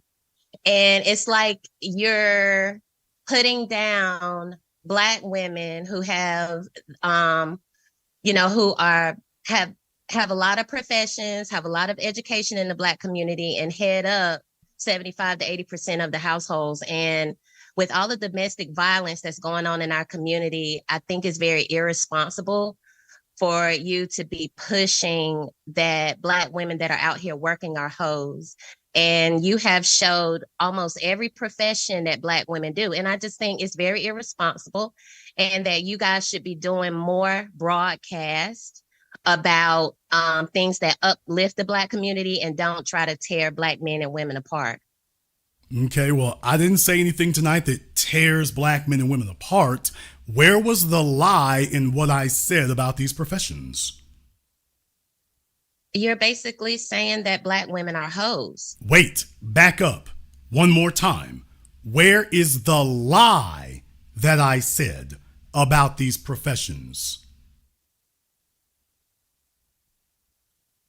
You're making it seem like, for instance, I'm a travel nurse. By what you're saying, you could make somebody who, man or woman, boy or child or adult, that meets me, and because I'm a travel nurse, just using myself as an example, it could be anybody that you showed up there, postal worker, whoever, and meets me. Oh, you're a travel nurse. Oh, Jason Black says she's a hoe. Oh, I shouldn't respect her. I mean, that's how it comes off. It's just very I literally started the program. Literally. Once again, you all destroy yourselves when you do that. I literally started the program by saying, I didn't say we don't respect you. What we don't respect are dishonest people. Be an honest hoe. There's no shame in that. If that's what you are, be the best you can be, but be an honest hoe. Don't be a hoe and then tell the rest of us we need to play along and pretend that's not what it is. Whoa, that's wrong. If you're trying to sell me a Toyota Camry, don't tell me that it's a Cadillac Escalade. But the only reason that women are hoes is because men are hoes. Men were hoes first. Women are not hoes because of their own behavior. They're hoes because of men. Do you hear yourself? I mean, I'm talking in the whole. That is the whole perspective. You own your body. It's your body. What I'm saying is that women follow the men. Men have been hoes and have been putting hoism, if you will, on a pedestal for decades. Okay, but it's your choice. But it's your choice. But the point is that men and the music industry, especially in the Black community, has put promiscuity on a pedestal. Ma'am, is it your body or is it not? It is, and I. Okay, then what are you accountable for? I am accountable for myself, but I'm talking as a whole. We're talking. You can't have it both ways. You want to blame men when you do something bad. It's men's fault. No, I'm talking about as a collective. Okay, then then tell me about the great, wonderful things you've done in your life that are also men are responsible for that also. That's not the point. Yes, it is. When you went to nursing school, that's men's fault also, isn't it? Well, men should be able to take credit for that too, shouldn't we? Again, as a whole, because you were talking about women. Yeah, it's only if you screw up, you want to have somebody to blame for it. But when it's time to get rewards, it's only you. As a whole, in the community, as a whole collective, that the culture has gone that way. But when you want to get accolades and rewards, you don't want to make it a cultural thing. You want to make it just you.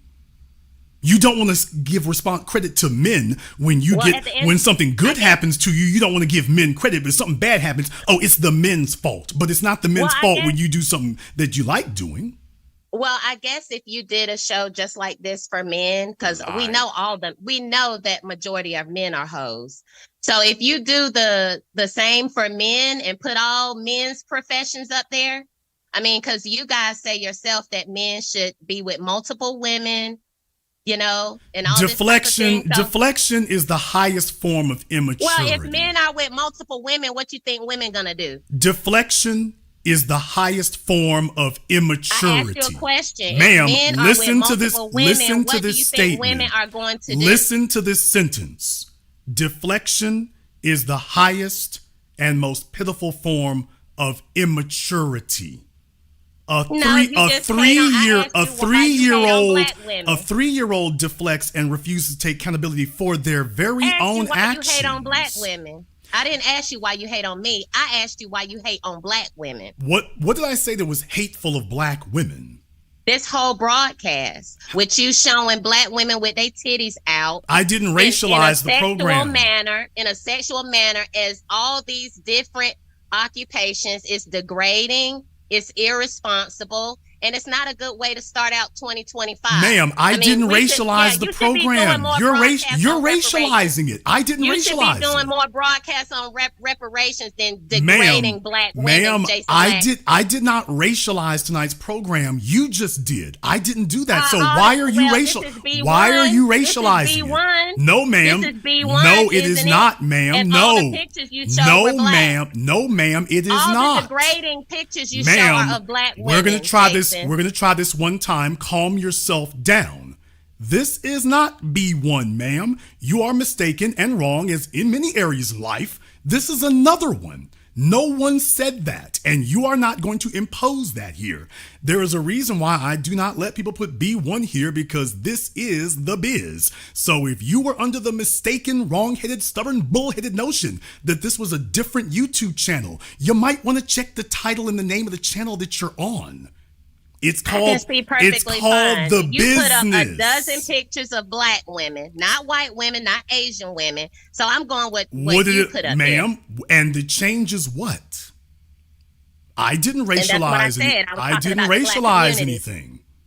But I said what I said, had to say on that. Now, why don't you just tell the truth that the issue is that this hits close to home because it's deadly accurate. It's accurate about you. I've been wanting to tell you that you are degrading. I wish we were on the Black. What did I say that was what did I say that was false? Because you have no point to stand on. You can't name what I said that's false. The majority of the time, you refer to women as chicks and females as if we are animals. Ma'am, if you are a female and you got hoe ways, that's not insulting to say you're a female with hoe ways. Well, if you're just talking about hoes, you need to make that clear. There are professions that hoes gravitate to. But the way it comes off, and your profession is a profession that hoes gravitate to. And your profession is a profession. Now, that did you know this? Now, either what I just said is a truthful statement or it's not. And your profession is now a she's profession not. that Now hoes gravitate to, Jason. She's not denying it. She isn't saying that what I said is wrong. No, because what I told you, you know why I'm not denying it? Because what I told you is you're not denying it because I'm not lying. What I told you was first of all, people are individuals. Nurses as a collective are hoes. No, nurses as a collective are not hoes, Jason. That's very irresponsible of you. Nurses as a collective are educated. Hoes can be educated. Hoes are school. That's not educated, but hoes go to school. Okay, that's still not saying that nurses. What did you say? Just because you went to school doesn't mean you can't be a hoe. Hoes go to school every day, ma'am. Again. But you just said that's not what hoes do. Hoes go to school every day. And as a collective, who's not a hoe, Jason? As a collective, there are certain things that qualify for being a hoe. First of all, your immaturity, which goes back to nursing, it shows there because you're trying to lump men into your behavior to deflect from that. Men and women's sexuality is not the same. So for you, ma'am, listen. You brought this fallacious point up several times. You've already embarrassed yourself. Let me help you out here. Jason, you're trying to you are trying to compare men and women sexually, and that is a fallacy because men and women are not the same sexually. Listen for yourself. It is very unladylike to talk over a man. Well, it's very unladylike not to let your guests. Here's what you're going to do is listen so I can explain your fallacy that you've stated several times and you're wrong about with so many things. This is another one. You keep trying to compare men and women's sexuality and it is not the same. A woman, when she throws her legs open, according to physics and the Bible and sociology, when a woman opens her legs, that is an act of submission to a man. A woman who submits to every man is a hoe, not a wife. A woman who submits to only one man, that is the social characteristic of a wife. Now you know the difference. Men are supposed to dominate. That is why sperm regenerates itself in hours and a woman's eggs never do. Well, not according to the Bible. According to the Bible, a man is supposed to take a wife. Ma'am, would you like me to go ahead and tell you about Abraham, David, Solomon, Isaac? Well, that's because, they had enough money to take care of their wives. Okay, so you just said you're supposed to take a wife. According to the Bible, they had more than one. Yeah, the New Testament, Jason, which I'm sure and would you like to talk about, and you want to talk about, so you're telling me that the men in the New Testament didn't have more than one wife? What I'm telling you. Are you going to say the men in the New Testament didn't have more than one wife? Is that a yes or no question? That's a yes or a no. Did the men in the New Testament have more than one wife? No, you name the New Testament. Did the New Testament?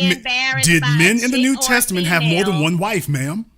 You don't want to be embarrassed. Did men in the New Testament have more than one wife? You won't let me talk. Ma'am, that's a yes or no question. You won't let me talk. Did men in the New Testament have more than one wife? Let me talk. Yes, you can talk and you can answer this question. You're not gonna bully me into what you want ma'am, to say. I'm gonna ask, ma'am, you're not gonna ignore my question either after you made that statement. You made the statement about the New Testament. Let me talk. Did men in the New Testament have more than one wife?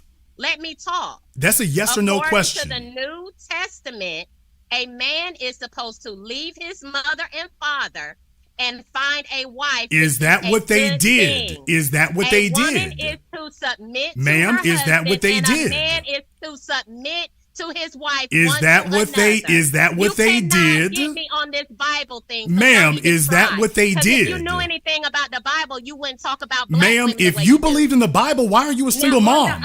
Why are you a single mom if you believe in the Bible? How are you a Bible believer and you're a single mom? How are you a single mom believing in the Bible? You can say what you want to say. It's a million single moms that believe. Okay, in the Bible. Clearly you don't believe in the Bible. Then you're a single mom. That doesn't hurt. Clearly you don't believe in it. Jason, stop bringing up the Bible if you don't believe in it. That sassy shit don't hurt my feelings, Jason. Oh, that sassy shit don't hurt my feelings. Now, well, so the Bible likes your language too. Let me tell you. Which version of the Bible does that adhere to? Yeah, Jesus didn't tell you to be no coward. Jesus clearly told you can be a hoe. He didn't tell me to be no coward. He also didn't tell you to be an honorable female. He didn't tell you that either, clearly. Yeah, okay, that's why I've been serving a community for 20 years. Ma'am, I know how you've been serving the community. Let me show y'all on the screen. Let me show y'all on the screen how she's been serving the community. She's been serving the community like this here. That's how she's been serving the community. Especially you can tell with that mouth. This is what Jason does when he gets defeated by a chick. Ma'am, how can I be defeated? How can I be defeated by an overweight single mom? He goes down to deplorable tactics. Anyway. I don't think I can be defeated by an overweight single mom. I don't think I can be. Guess what? And guess what? And guess what? And you're the representative of Jesus. I don't get any complaints, boo boo. I'm sure from all the hood dudes. I'm sure from all the hood dudes. I'm sure you don't. Complaints. Now you, on the other hand, you don't even show your ugly face. I bet you ugly as shit. Why don't you come? Why don't you come see?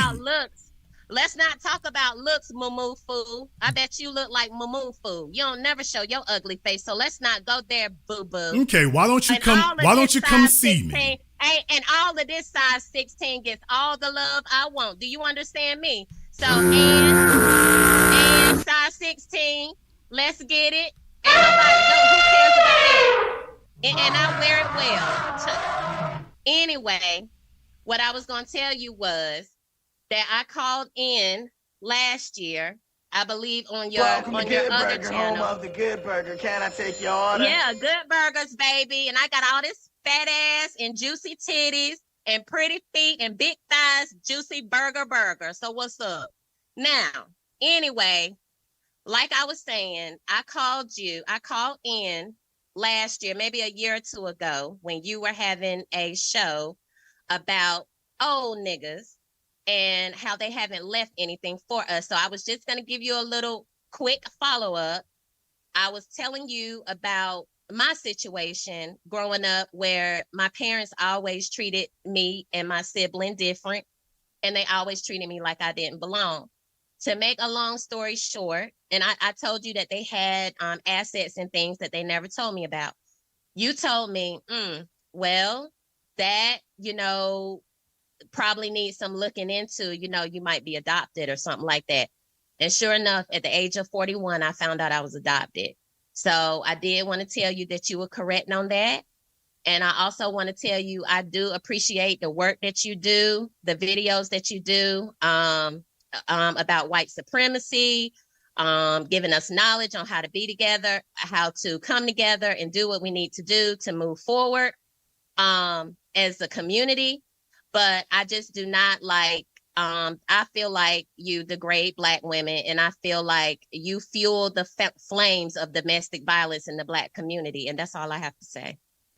Well, I would like to thank you for proving that everything I said about nurses is spot on, dead center accurate. Yes, we are intelligent and beautiful and smart and take care of our children. Yes, Jason, that's correct. And there's other adjectives and descriptors that go in there too, and this call has. And I get no complaints. You thought I was a flight attendant when I came on here. I'm sure no complaints from Lil Durk, no complaints from Young Jeezy, no complaints from Lil Wayne, no complaints from Hootie Bill and Catfish and Cornbread and Pookie and Mike and Lil Slug. I'm sure, and the list goes on. And by the way, well, why don't you say women? A fine symbol of Christian, a fine symbol of women? Ma'am, when you act like a woman, you get called one.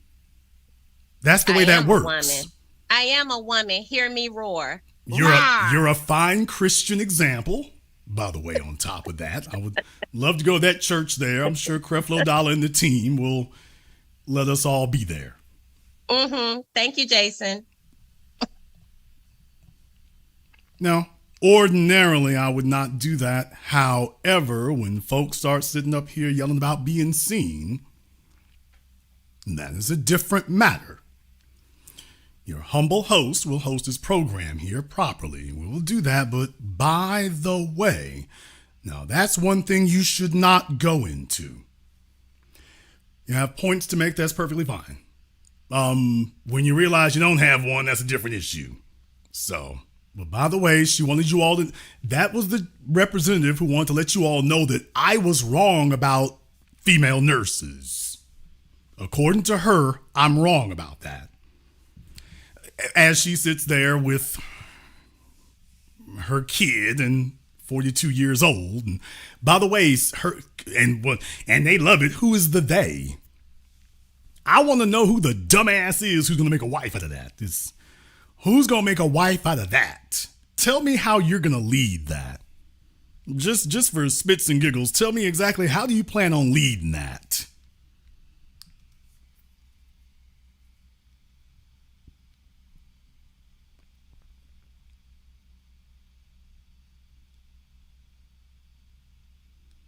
Exactly how do you plan on leading that? Just as she was calling in to tell me that I was wrong about nurses.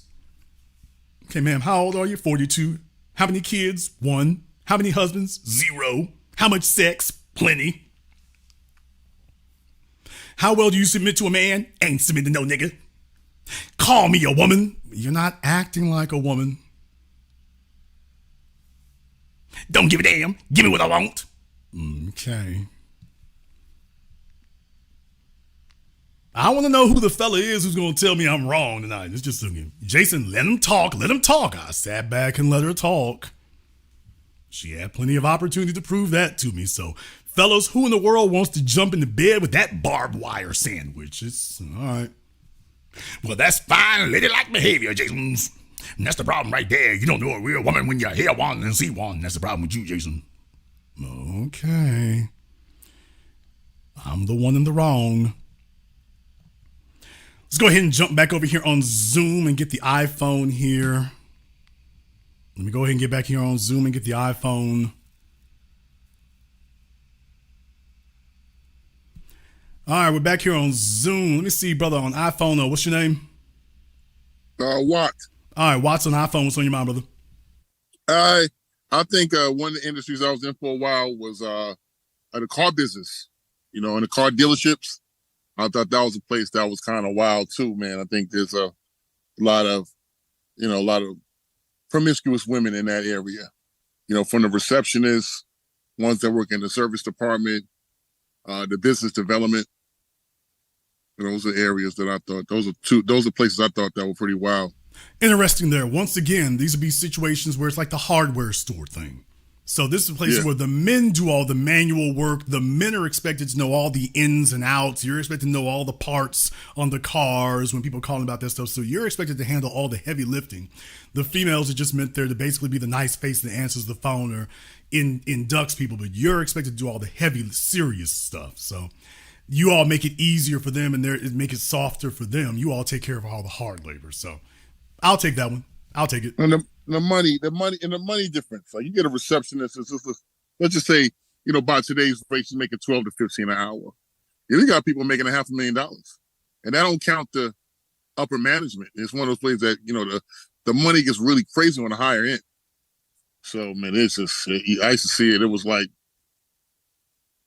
we would just be, you know, it's not like the new girl on the block type shit. Like you just who's gonna get it first.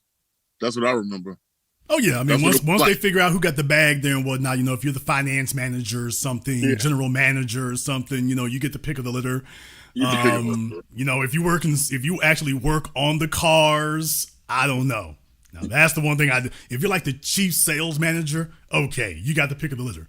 The guys who actually repair the cars in the service shop, you guys, I don't know about y'all.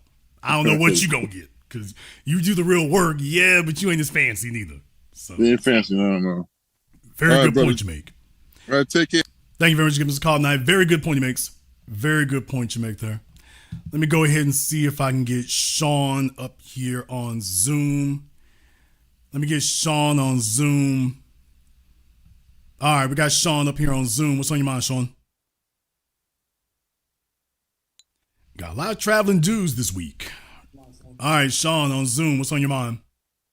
Yeah, what's going on? How you doing? All right, turn off your speaker, sir. On Zoom. Oh, hold on. Let me see if I can do that. This newfangled technology. Just turn off YouTube. Hello? Yes, sir. You still there? You can hear me? Yes, sir. What's on your mind? No. That was interesting how you you basically said promiscuous. We used to call them thought jobs. Yeah, dude. I mean, hoe labor, you know, so like I say, it's just there's certain fields that hoes gravitate to. And once again, I ain't hating on them. I'm just saying let it be what's going to be. We got into a time period where we lied to everybody about anything. It's like, okay, if you're a street dude, you're a street dude. Don't try to convince me you're a Wall Street type. You're a street dude. We need to respect that. She a hoe? We need to respect that. We're not going to dangle it in your face and throw it in front of your face. We're not until you start demanding that we treat you as something or we call you something that you're not. You have a right to be respected. What you also have is an obligation to respect our intelligence. That's all it is to it. So it's like, hey, this is the place where chicks like to get in.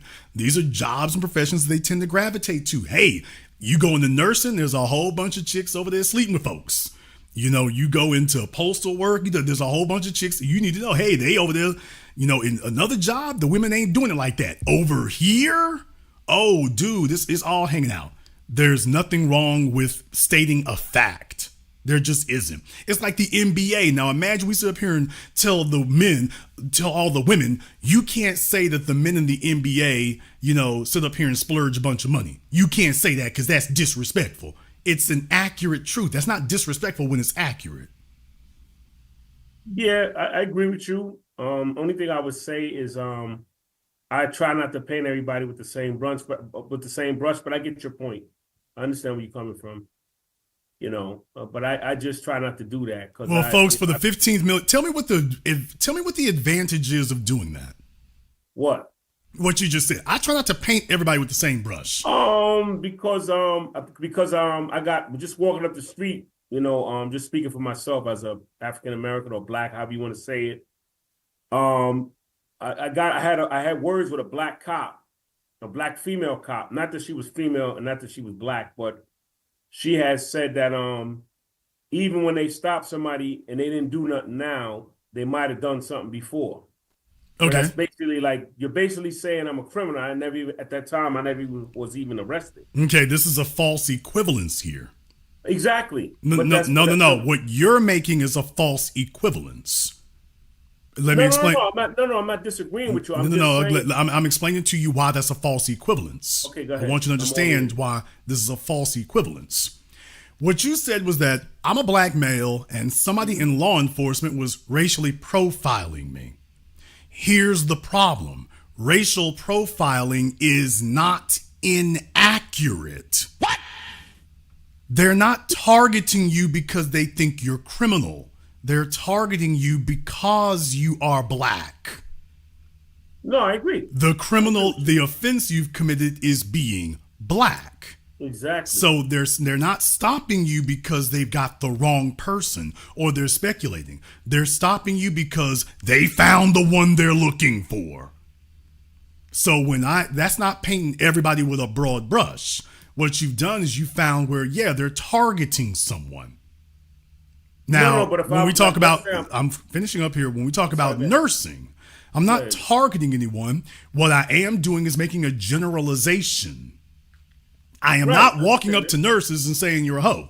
What I am doing is stating a fact that lots of hoes in nursing. I agree. Disproportionate number of hoes in nursing. When you get racially profiled, that's not a generalization. That's a targeting. So I want you to understand that that's the fallacy in what you're saying. That's the false equivalence. No, but if I was a female nurse, I would feel you just did the same thing in that sense. Okay, but the difference is you're not being targeted. No, but I'm saying what I'm saying is if I was a female nurse, let's say I was a Jehovah's Witness or a biblical lady, and I'm waiting for that Mr. Right, I go to the Kingdom Hall, I go to the church or whatever, I would be offended by that statement. Okay, well, you would certainly be offended if I walked up to you and accused you of something, which is the targeting example you gave earlier. Right, but I am not walking up to random nurses and accusing them of anything. No, I agree. That's the false equivalence. So there's the woman at the church example you just gave, she would not be offended because no one is walking up to her accusing her. If, however, she overheard this conversation and she realized that, yeah, by the way, most of the chicks in the church there is doing a whole bunch of promiscuous stuff there, and she wants to get offended, it must be because she's one of the ones doing the promiscuous stuff. It is not because the statement that was made was false. Right. No, I understand your ideology, but the problem with when we talk, and I'm saying, I mean, in me and you and in general, is sometimes when we say something, it's not how we say it, it's how it's interpreted. Okay, we have very little control of that. I can't sit up here and say I'm not going to say something that is true because somebody else may, quote, misinterpret it, and what you just named was not a misinterpretation either. That was not a misinterpretation, sir. What you were saying was that we're making a generalization, and someone who might, maybe, perhaps, you're not sure, but they might be the exception to that generalization. Here's the problem, sir. Exceptions to generalizations do not disprove the generalization, nor are we required to take people's feelings into account when you do a generalization. The only thing that you are morally obligated to do is ensure that your generalization is accurate. A generalization does not have to be an absolute. The only mathematical absolute in the universe is death. Everything else is a generalization. Correct. But sometimes I'm just giving you an example. Like there was somebody had posted something where somebody black attacked somebody. I'm just giving you an analogy of what I'm trying to say. I already dealt with this, but go ahead. And what I said was I don't agree with nobody attacking nobody, whether they black or white or for whatever the reason is. And then the person that posted it started attacking me, saying, kind of use your philosophy like, with your people, you need to tell your people to stop. There you go, sir. Once again, brother, I have no problem with the working classes. Sometimes they have difficulty being able to put together critical thinking skills. Sir, I already just dealt with this, but let me go ahead and try again here. Yeah, I agree with you. I'm just saying. I want you to listen and learn, Sean. Yeah, this is a critical thinking skill right here. I just want you to be quiet and listen and learn, because this is where you were going the whole time, which is why you started with the racial profiling thing. With the police, it's a fallacy because they're targeting you. They're not making a generalization. They're targeting someone. In the case of a suspected white supremacist who is trying to attack you on the basis of blackness, he didn't bring up, oh, look what this black person did committing some crime, because he's making an observation about crime. What is his motive for bringing up that example? Well, he wants to attack black people. Okay, well, sir, why are you telling me about this black person who committed this crime? Because you need to understand that your people are just intrinsically criminal and animalistic. Oh, well, that's the point he's making, Sean. Not that there was a crime committed. He's got something else he's trying to say. He's trying to say that he thinks he's better than black people, so he's cherry picking an anecdote that he can try to convolute back to the point the motive he's really being motivated by. Not based on an actual fact. He's got a philosophy he's trying to promote, not a fact. So going back to that accusation that I said, he's not generalizing, he's targeting someone.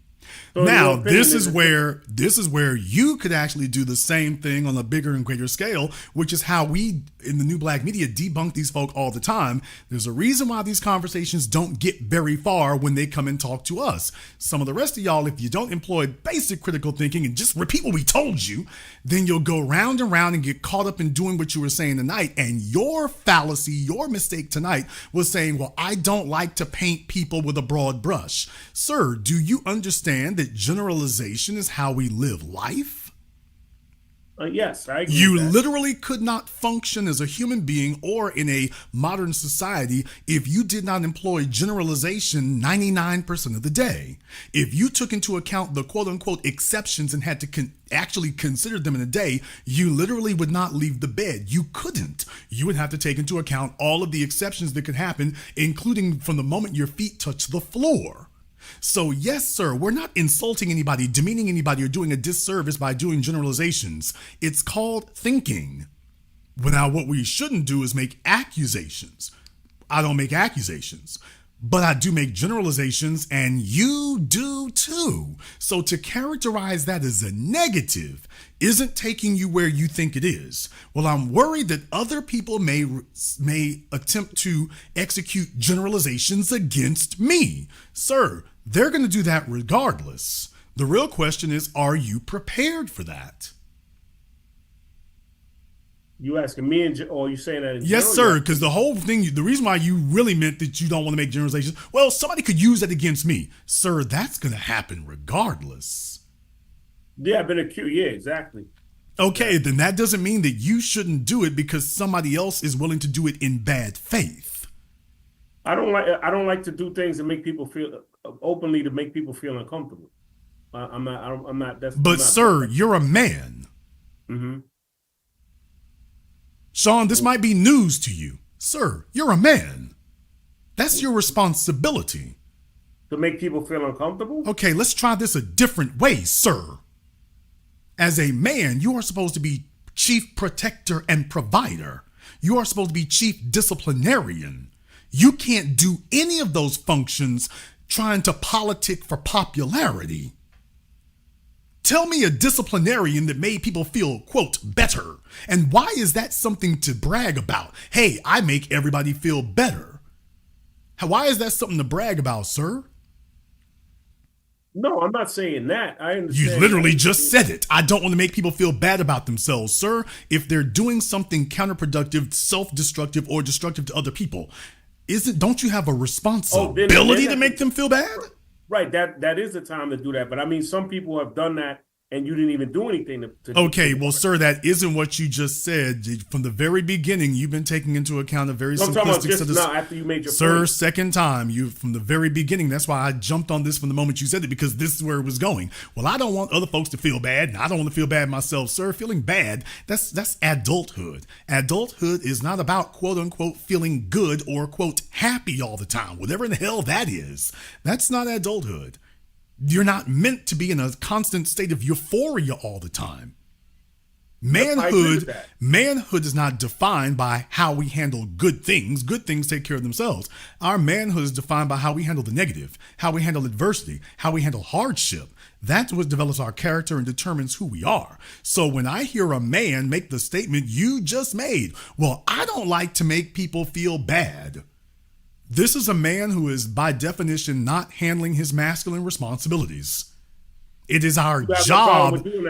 It is our job to hold the line, regardless of how it makes people, quote, feel, because our responsibility is their development and survival. They'll get over how they feel, sir. Feelings come and feelings go. That's what feelings do. When a man recognizes, yeah, they'll be all right, feelings come and then they leave. That's what they do. I'm not here to make you feel better. I'm here to keep your happy ass alive. That's what I'm here to do. I'm not here to be popular with you. I am here to be respected. You've been in plenty of grocery stores with kids who love their parents and they sitting up there squilling in the damn floor and yelling and screaming and cursing out their mama. Yeah, mom is popular. She's just not respected. Those kids who, quote, like her and feel good, yeah, they like her and feel good too. But I think that's both parents' job, not just the mother or the father. I just gave you one example, sir. This Right, nigga, please. I agree with your example. So as a man, no, sir, we're supposed to generalize. That's how you winnow down information very, very quickly based on your experiences. Generalization is a product of your experiences. If you learned anything, then there's something you've seen before. If you see things shaping up, you shouldn't have to get to step 10 before you can tell what it is. You should be able to get to step 4 and realize, oh, this is going 10 steps. I've seen this before. I don't have to wait till they get to step number there. That's leadership. I already know where you're going. Neither one is a good place. I feel bad. You should. You're going to a bad place. And all these other folk refusing to make you feel bad is what is leading to your destruction. So as men, that's not what we're here to do. Never. None. We are here to hold the line. We're not here to look to offend people. No, we're not aiming to offend you. But if me doing my job offends you, that's really not a concern. Because what am I supposed to do? Stop doing what I'm doing? Well, Jason, that offends them. And? Because that's the only conclusion we can come to after listening to you is, well, if it offends them, we need to reconsider what we're doing. Well, what's the difference between generalization and stereotyping in your opinion or your fact? Not very much difference. Now, the real question is, what is their motive? Which is bringing you back to what I said before. The person who is generalizing or stereotyping, what is their motive? Now, stereotypes tend to come with a very negative motive. Generally speaking, stereotypes come with a negative motive. However, I will do a person with a stereotype a favor and say, you know what? I'm not going to try to cast aspersions on your motives or predict what they are. But it does matter. What is your motive for saying what you said? Why are you saying that? What is your motive for doing so? Because if you're going to give out a motive, it better be consistent. If you're going to give out crime stats, then when I start relating yours to white folk, you better remain consistent in whatever you said about black folk. If I show a parallel with white people, you better remain consistent. Otherwise, you just exposed your motives. You didn't give that example because you're being honest. You're giving that example because you've got bad motives. And that is our responsibility as men, is to figure out if the people we're talking to are dealing with us in bad faith. That's warfare. Is your nickname like the Black Authority? You call yourself, right? I need a slow bus soundbite. No. I was just saying that. No, I couldn't remember what I've known you as. You kept saying Jason. And I don't remember you as Jason. I remember you as the authority, some kind of authority. That's why I asked you that. Okay.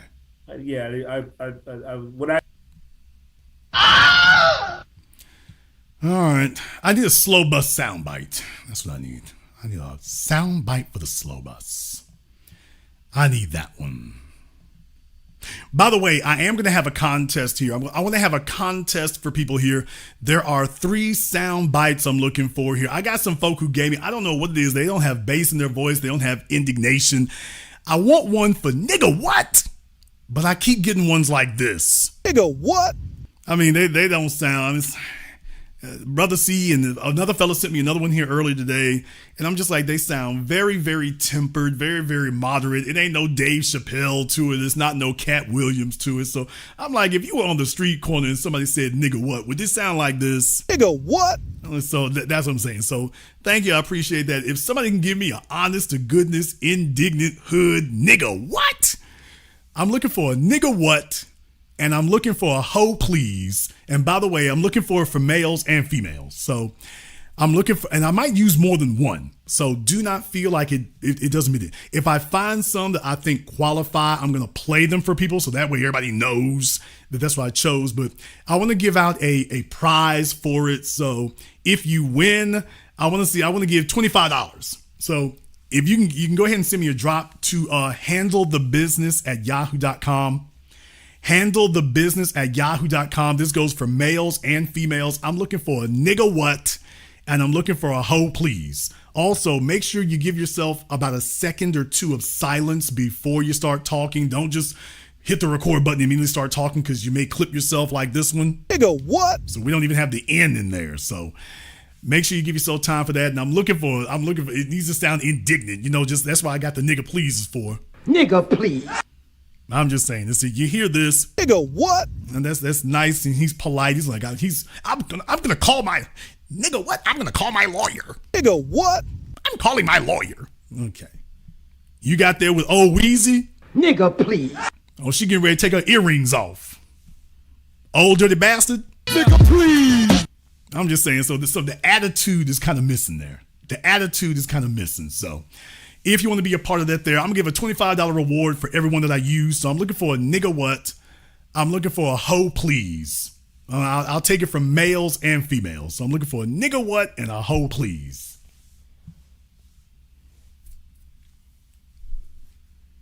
I'm looking for nigga what and hoe please.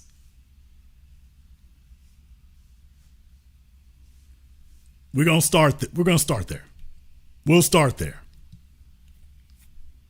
Looking for nigga what and hoe please. Did you say nigga? I damn sure did. And deal with it, nigga. So if you want to be a part of that, handle the business at yahoo.com. Where my mods at, you can go ahead and post that email in there. I think my mods is out there trying on their lingerie right now. So if you can bring yourself in from Fashion Nova, if you can put down that Fashion Nova box long enough, you can go ahead and post that for folks. But handle the business at yahoo.com. Let me go ahead and jump back over here on Zoom. Let me get Jerome here on Zoom. All right, we got Jerome on Zoom. Jerome, what's on your mind? It's good, JB. I ain't spoke to you in a while, man. How you been? All right, brother, what's happening? Good. Just wanted to add to the list. Hospitality, working in the hotels. Oh man, got a lot of stories about. Okay, well, got a lot of stories about that. Okay, I'm glad you said it like that because you hear folks talk about the chicks at the reception, the hotel receptionists, and that's one thing. Housekeeping, wide open. Okay, especially if you're in a large city. What city are you in?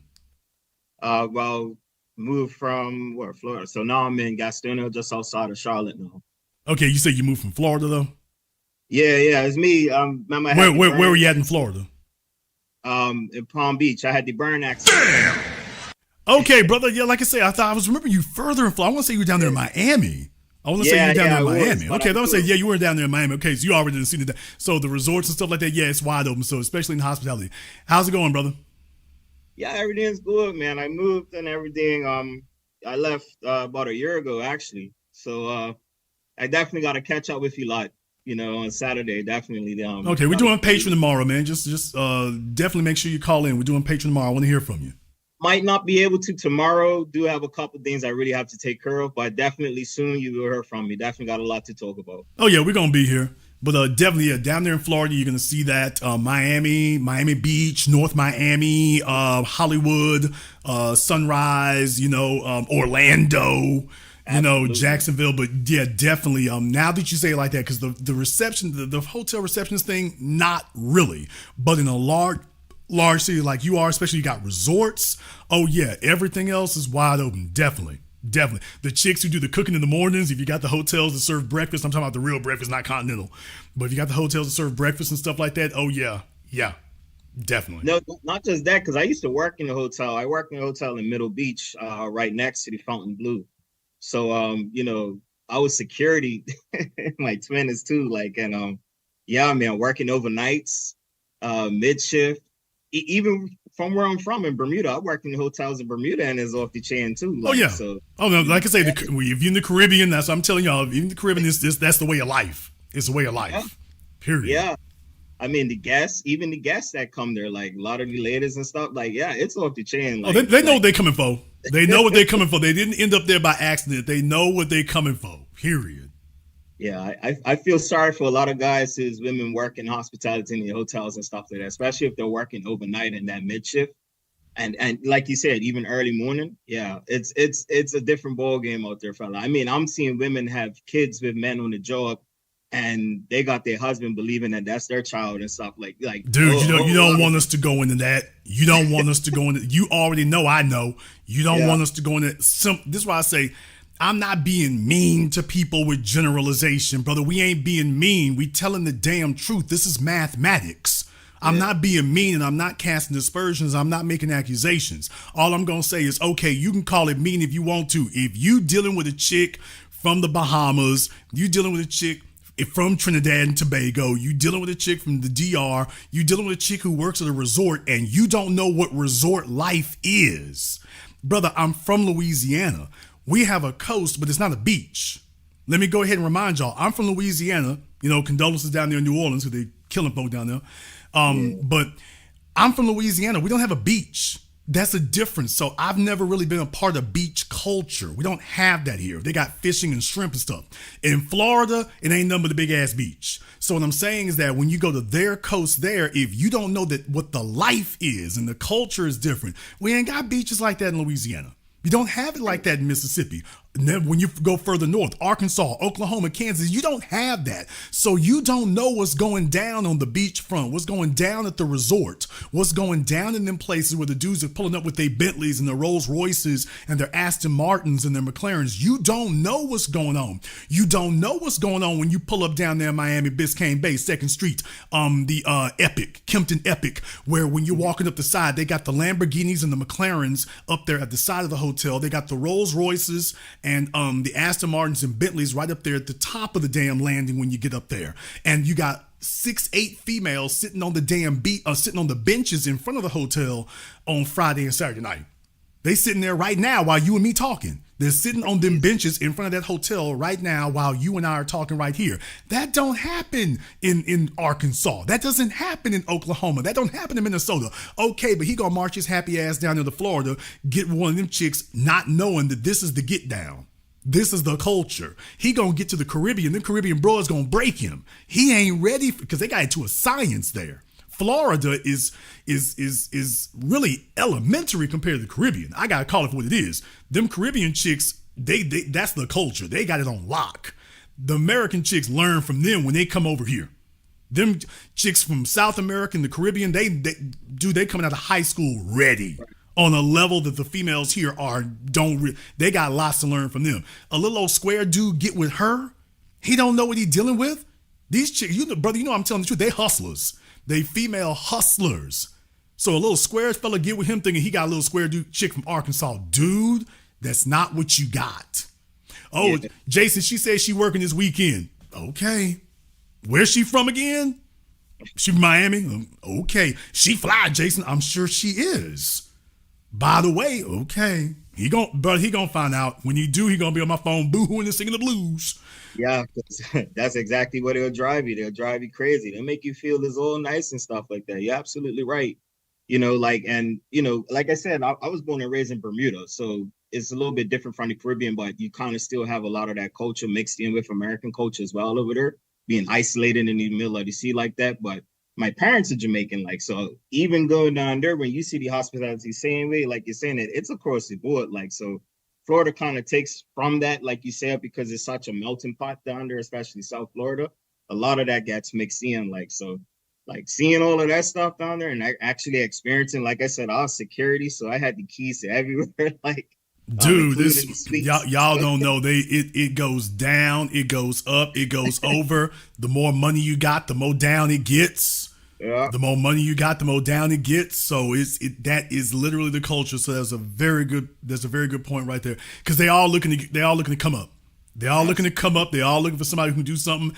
And plus they looking to enjoy themselves. So like I said, if they think they can get it in and nobody's gonna find out, and everybody's trying to do it. So if they think they can get it in and nobody finds out, yeah, they're going for it. They're going for it. Absolutely. Hey, great talking to you, man. Thank you very much for checking in, brother. I want to hear from you. Yeah, good point. Very good point.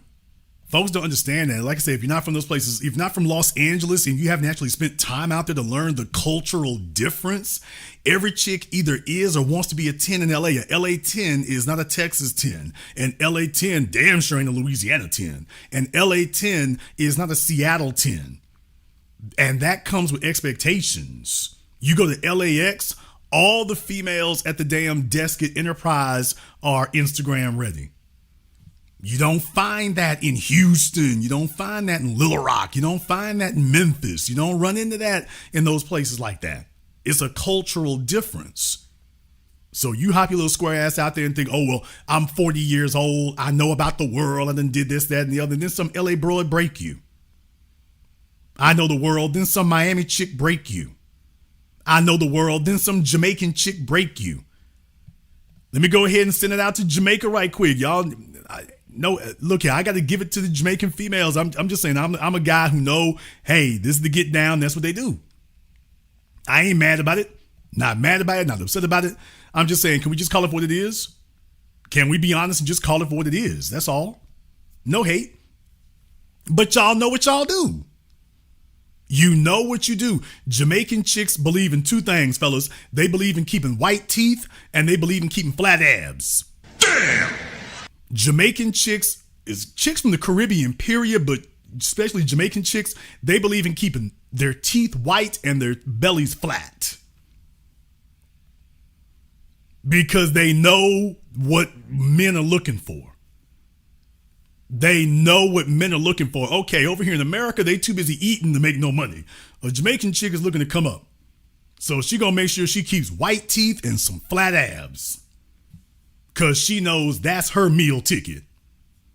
She looks at the American chick sitting up here pulling up the Five Guys. She's like, okay, get your big ass on over there and disqualify yourself.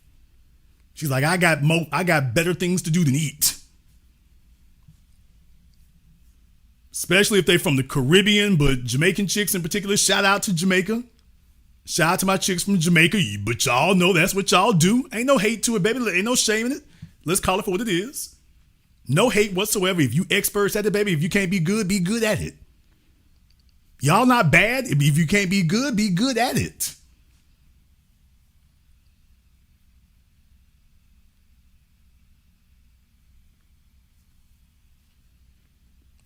You know, y'all, we got another not all.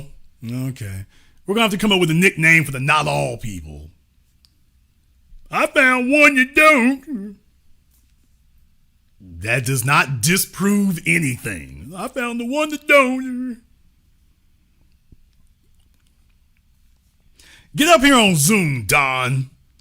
Since you're an expert in the field, let's get Don up here on Zoom. He wants to teach us something about Jamaica, so let me go ahead and get Don up here on Zoom.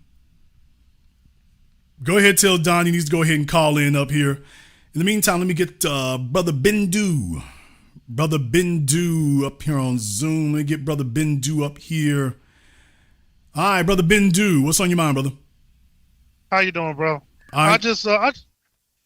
I just called real quick because I heard that nurse try to talk down on you, and I'm gonna be respectful when I say this to her, but it's a reason why you said that. It's because we're generalizing.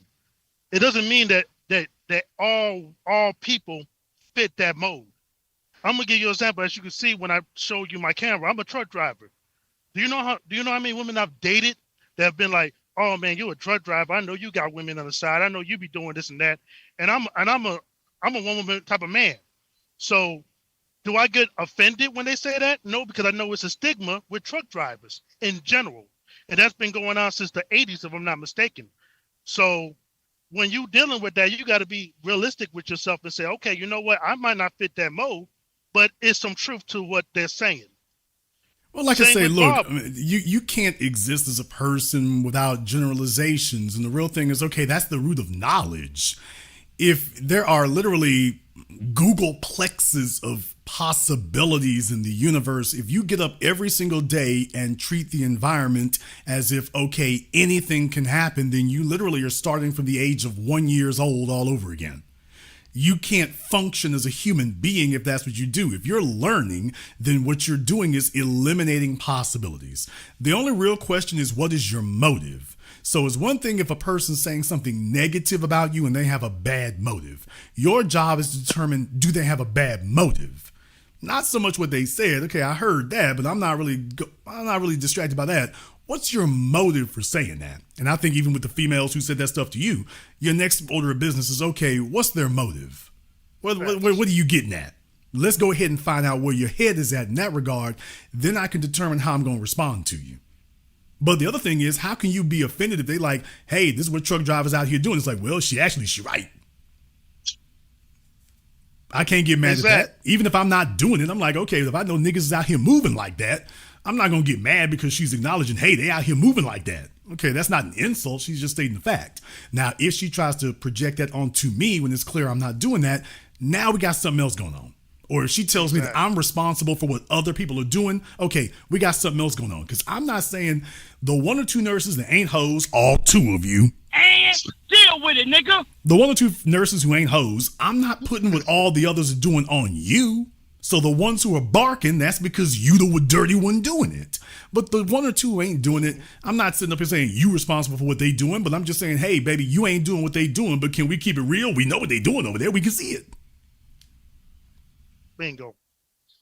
And that's why I don't get offended when it happens. Like you said, I just test the waters to see where it goes afterwards.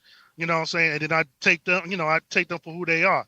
There's like, I was just talking with that about with one of my barber friends. They say, yeah, I hear that all the time about women thinking we whores or whatnot. So it's a reason why they say that, though. You know what I'm saying? So I'm not going to be, oh, man, you're wrong, and be offended and be like, oh, well, women do this too. No, I don't do that.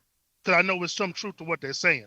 Now, I know what I'm going to say is not a profession per se, because I came in a little later, so I don't know who said what for professions for women that's in the streets. But I know this for a fact.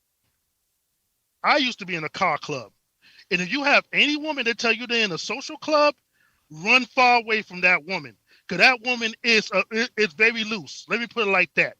And on top of it, I'm gonna put that out there. If she's in a social club, a car club, or a bike club, 9 times out of 10 she's bisexual.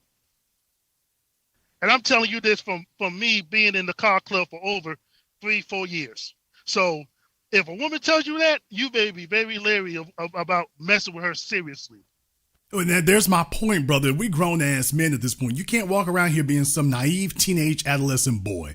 If a female sleeps with a lot of dudes, I'm not saying we're going to sit up here and, lambast them or whatever, but we need to acknowledge, hey, it is what it is so we can deal with you accordingly.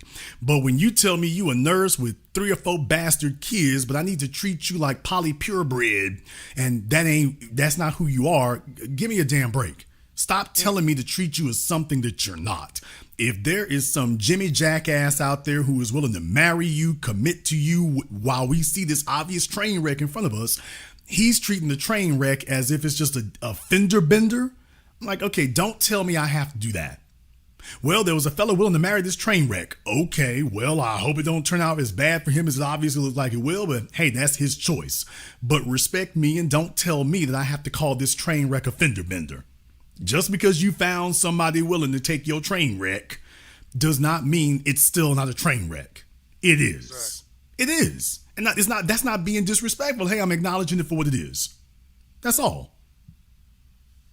This idea that we got to sit up here and tell people what they want to hear. They want to hear that they didn't really do this kind of stuff. Oh, it's not really that bad. Yeah, it is.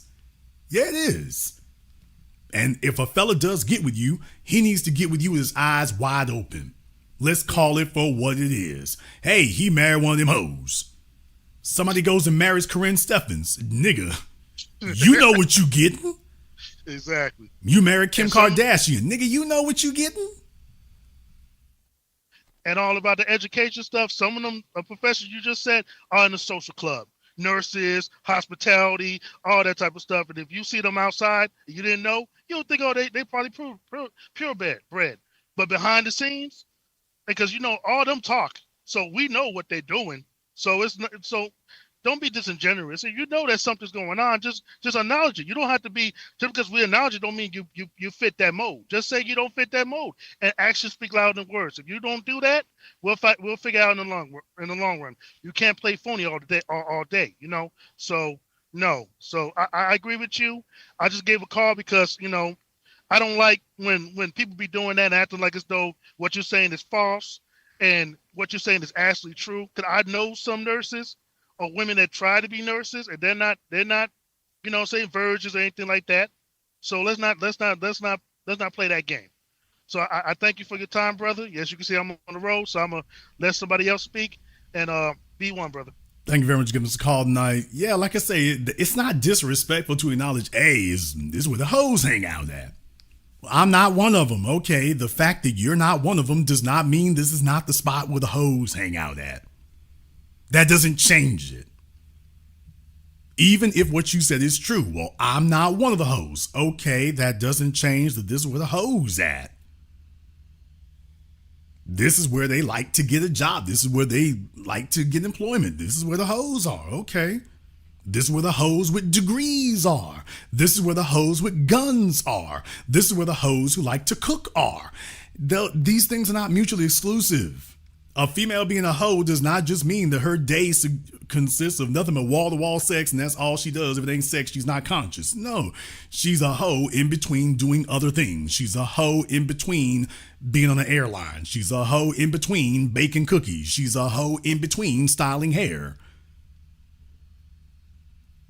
And that's all right. We can acknowledge that reality. It's not disrespectful to say, okay, well, it's cool it is. Nor do you walk up to her and say, hey, you one of them hoes. No, it's to be understood. Now that you understand it, you can respect her and deal with her from where she is. It's better an honest hoe than a dishonest housewife. But don't tell me I have to call you a housewife when you on the hoe side of things. I can respect that. Let me deal with you in your hoe-ness. I want to graduate out. Okay, let me see if we have a graduated hoe position. I don't want to get hoe no more. Okay. Let some little dumb nigga over there go do that one with you. Because eventually the real thing is going to come out. Here's the problem with sitting up here being willfully ignorant and trying to deny her hoe status. The real damn thing going to come out. You think she's done with that? Let me tell you right now, most of these fellas out here and stuff, dude, if your chick works as a hairstylist, you don't want to discuss her damn body count. And deal with it, nigga. Stop lying. If somebody was tattooed her body count on her damn forehead and you had to walk around with that for a year, nigga, you would be jumping off a bridge. Knock it off. You don't want to be with the average hairstylist, the average nurse, the average Home Depot employee, the average teacher, the average paralegal with her body count tattooed on her forehead. Oh yeah, 2 lists of body counts. The body count for men and the body count for women. Damn! You don't want to know that? There's a whole bunch of niggas out here right now. You think your chick moved from the city she used to live in because she wanted to change her scenery. That's the biggest damn hoe lie in the world. There's a bunch of little square ass, stupid, dumbass, willfully naive and ignorant fellas out here today who really believe that your woman moved from one big city to another big city because she wanted a change of scenery. You asked her what she did for a living when she was in Houston. You're sitting up here living in Kansas City and talking to a chick who moved from Houston. She left Houston where she was a dental assistant, moved to Kansas City. She's a dental assistant. Ain't making no different money or nothing. Well, you making the same money and you got 2 kids. Dude. She left Houston because her name is dirty in the streets and everybody know, and she done train wrecked herself and she wants to go someplace where she hopes that reputation won't catch up with her before she can find a sucker who's going to sit up here and take her in without her baggage. Because Houston knows her deal. Because Dallas knows her deal. Because New Orleans knows her deal. Because Birmingham knows her deal. Because Memphis knows her deal. Atlanta knows her deal. Let me tell y'all, to the fellas today, if your female moved from another city to where you are, nigga, that's because she moving from something. She don't want nobody to sit up here and talk about her rep. She doesn't want to be near all that. She trying to get away from something. Yo, dumbass sitting up here talking about she want to change the scenery.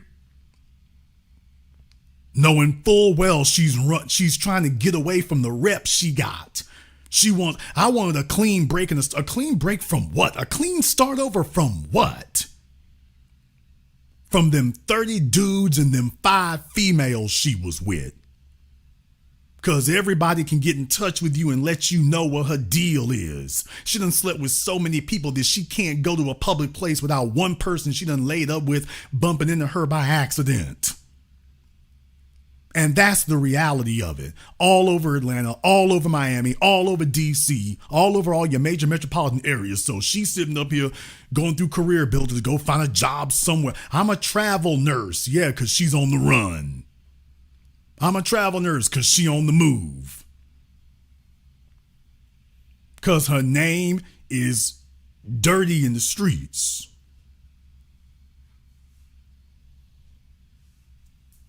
You sitting up here because this is the cutest thing you ever had. You're not checking no paperwork. You just going with whatever she tells you because you just so happy it's your turn. It's your turn.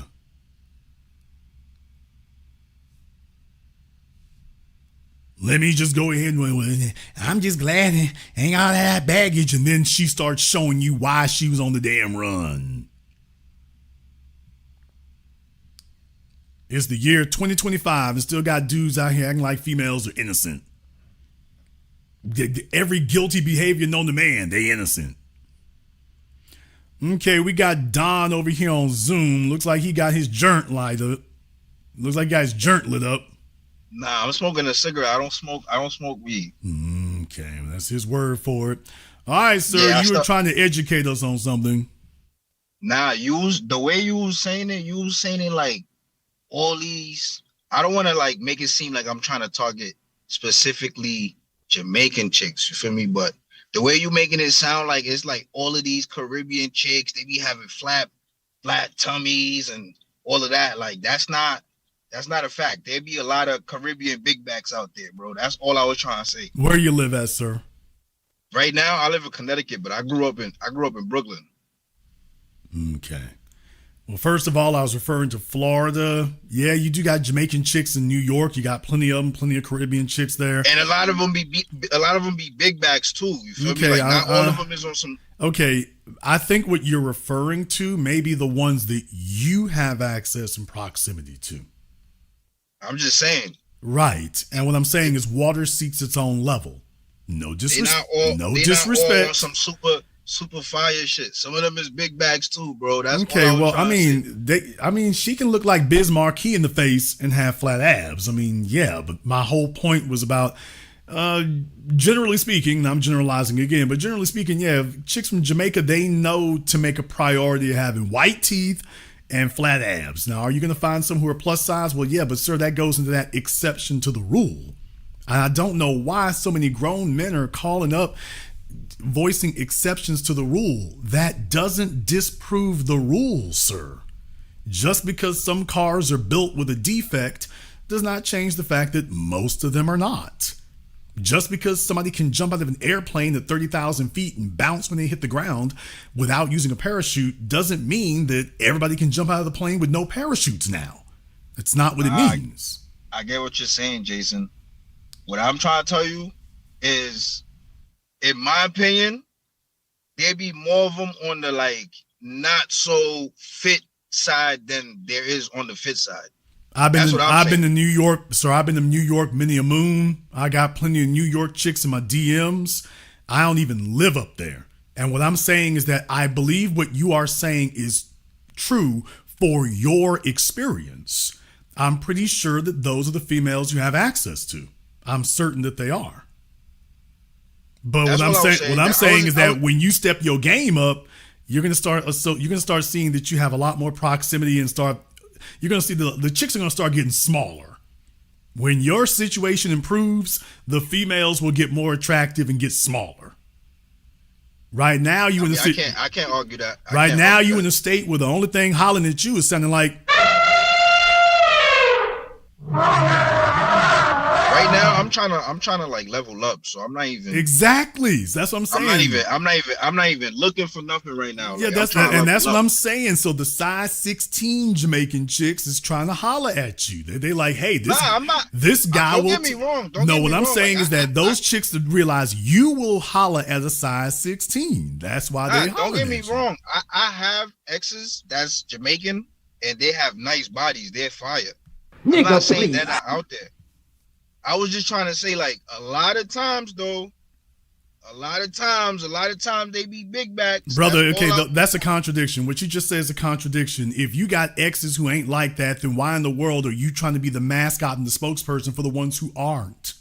I'm not trying to be the mascot. I'm just trying to let it be known that, like, they out there, not all of them is But, fire. sir, if that is not your typical experience, why are you taking it upon yourself to be the mascot for something that allegedly is not your typical experience? I submit that it is. you might have dudes thinking that like, yo, all of these Jamaican chicks is fire. I didn't. First of all, sir, nobody said all. I need everybody out there in America to wake up and stop sitting up here being simple-minded. Folks, you did not hear the word all. Once again, that's a mathematical absolute. However, here's the issue. It's not about them being all. Brother, you ain't got access to them now. That's why you said what you said, because your experience isn't that. Your experience is the big fat ones and the big wide load ones. I don't even really deal with the big backs, to be honest. Then you wouldn't be sitting here arguing that they exist. I don't really fuck with big backs. Then you would not be sitting here arguing for them when they were being ignored, and you made it your point to sit up here and say, wait a minute, what about the big ones? Sir, that is your experience. Nigga, I'm looking at you. This is your experience, bruh. I'm not downing you. I'm just saying the reason you talk like that is because, yeah, this is where you at right now. When you finally get your money right and get things straightened out, this will not be your experience anymore, and you can go back to the little females. But right now, you got to deal with the chick who will take you. Right now, you got to deal with the chick who's built like a birthday cake. Right now, you got to do that. I'm not dealing with that. I'm not dealing with that. I'm not dealing with no. I'm not dealing with big backs. Brother, you got on my damn phone smoking a cigarette. A size 6 who going somewhere in life is not gonna do that. She ain't gonna do that. Nah, you don't know that. I'm at work. Okay, right now. sir. Show me a fitness instructor who's gonna be with a man who smokes. Who said I want a fitness instructor? Okay, let's try this a second time. Tell me a female who is concerned about fitness who wants to be with a man who smokes. I don't care about a female who care about that. I don't. Okay, care. sir. The only females with flat abs are the ones who are concerned by fitness, by definition, sir. And me. To be honest with you, I could care less about a shorty with flat abs. Like I don't. Sir, by definition, females who are physically fit don't want to be with men who smoke, sir. All right, I get that. I'm not saying that that's not true. What I'm trying to tell you is I don't care about a shorty that got flat abs. Right. And that's my point. The big ones you were complaining about, that's your flat abs. She could have flat abs and have nothing upstairs. Okay, brother, a man who smokes don't qualify for a female with a brain. Why not? Because smart people don't smoke, dude. I mean, I guess. You guess? Yeah, that's your Yo, I need a new sound bite for tonight. He just reminded me I need a third one. I'm gonna give y'all an opportunity to give me a third one tonight, That's y'all. your opinion. Sir, you're gonna tell me that smart people smoke? You'll be surprised. A lot of bitches don't be caring about all of that. Y'all gotta understand, there's a reason why men whose lives are together don't entertain conversations like this. Sir, smart men don't smoke. Smart people don't smoke. Nah, I mean, okay. Are you gonna argue with that? I do plan on quitting. Okay, thank you. Well, in other words, you do plan on becoming smart at some point in the future, but as of today, you ain't there yet. The point I'm trying to make is this. Not all of these chicks out here is smart. I feel like the smart ones is the minority. You feel what I'm saying? But sir, you're not qualified to make that distinction. So it's like most of the chicks that's out here, they giving it up and all that, like they don't care about all that. Like, sir, what qualifies you to judge women's intelligence? What qualifies me to judge women's intelligence? What you mean? Like, what? I'm not sure how to answer that. Like, you just sat here and told me, in my opinion, most of these women out here ain't smart.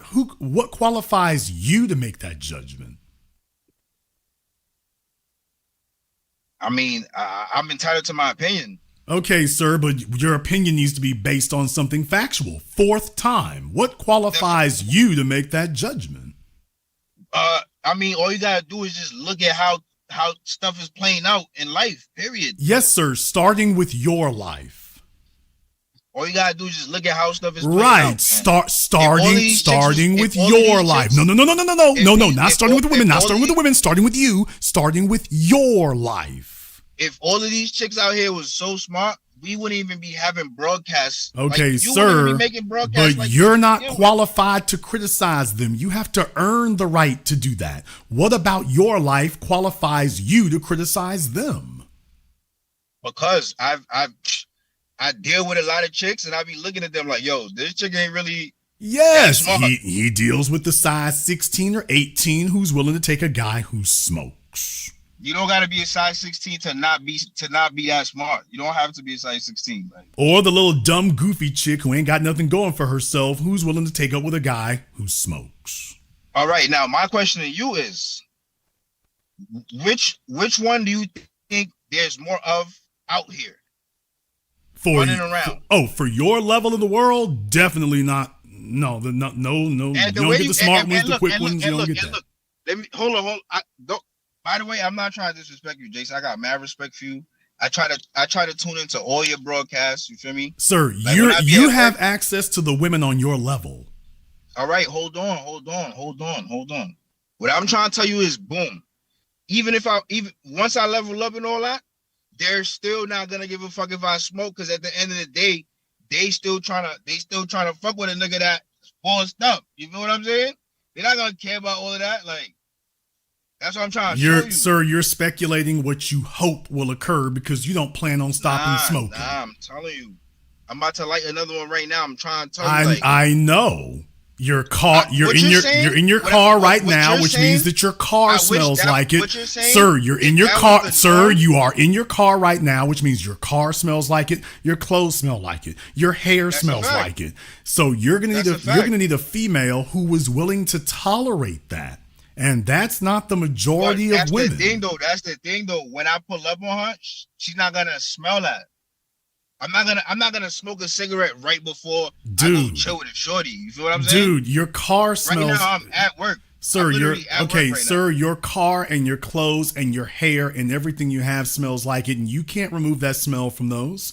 So you could take a bath. All you gotta do is hop in the shower. What are you talking about, Jason? Okay, sir, how are you gonna stop wear different clothes that you was not wearing while you was smoking? Sir, you're speaking like a person who's smoked. I'm a person who's never had a cigarette in my life. I can tell anybody that they're a smoker. Even your clothes coming out the washing machine, it doesn't change it. Your car, it doesn't change it. You can see that if you have white walls, you can see the yellow on the ceiling. You cannot say that, Jason. The white walls on the ceiling, yeah, I agree with that. Okay, your car, the way your car smells. You can't tell me that if I go to the laundry right now, wash my clothes. How about your car? Your car smells, sir. Yeah, my car smells like cigarettes. I don't care though. And you can't remove that. I'm trying to tell you, a lot of these girls don't be caring about all that. Okay, sir, I just disproved everything you said. They don't need to be in my car. I like girls that have their own car anyways. I'm sure you want a chick with her own car, her own house, and her ability to pay for yours. This is what I'm trying to tell you. Chicks are going to overlook all of that. As long as they feeling you, they feeling your style, they like, you feel me? Do you have any? Let me find out here. Don. Don, do you have any children? No, I absolutely do not have any children. No abortions. No abortions, nah. Okay, you're laughing, which means one or two. I had like one. There you go. Stuff happens. There you go. Okay. Stuff happens. Yeah. Dodge the bullet. All right. Well, actually, you didn't dodge the bullet. Actually, you didn't, but all right. Okay. It happens. It happens. Right. I'm not, you young, sometimes you're young, you make mistakes. You're like, oh man, you having fun. And then, stuff happens. Was she size 16 or 20? Hell no. Of course, this is new story now. She was sexy and fire. She was fire. Yeah, she was so fire you didn't want to have a baby. I don't want the fire. But she wasn't Jamaican though. She wasn't Jamaican. And she was great enough. That's what I'm trying to tell you, Jason. She was great enough for you to sleep with and get pregnant. Clearly, you like that. Nah. Listen. Sometimes the chick is fire and they're toxic though. Like sometimes the chick is bad, but she's toxic. If she's with you, chances are pretty good that. I grew up in the hood, Jason. What you mean? I grew up in the hood. Like you make it seem like all of these chicks that's walking out here in the hood is all nice and classy. If that was the case, trust me, I probably would have had a couple kids already, bro. Okay, sir, I grew up in the hood too, and I'm bilingual. That's what I'm trying. I'm saying is that that's not. I don't represent that first and foremost, though, sir. I like to think I represent something better. You're still working on that, and the females you have with you illustrate that, and you're projecting that onto the women. In reality, you need to look at the source. That's why I'm trying to level up. I'm trying to get my bread up. You feel me? That way I could start messing with chicks that's not necessarily from the hood. Okay, You know what I mean? well then you can talk about what the average Jamaican female is like when you actually get your act together. Until then, you're projecting that your lack of viable options is something we need to acknowledge, when in reality, no, this is just indicative of your lack of options. It's not indicative of what's actually out there. I respect what you're saying. I'm just saying not all Jamaican chicks is dimes. That's all I'm saying. No, just not the ones you deal with. No, that's my point. You're right. You're correct about that.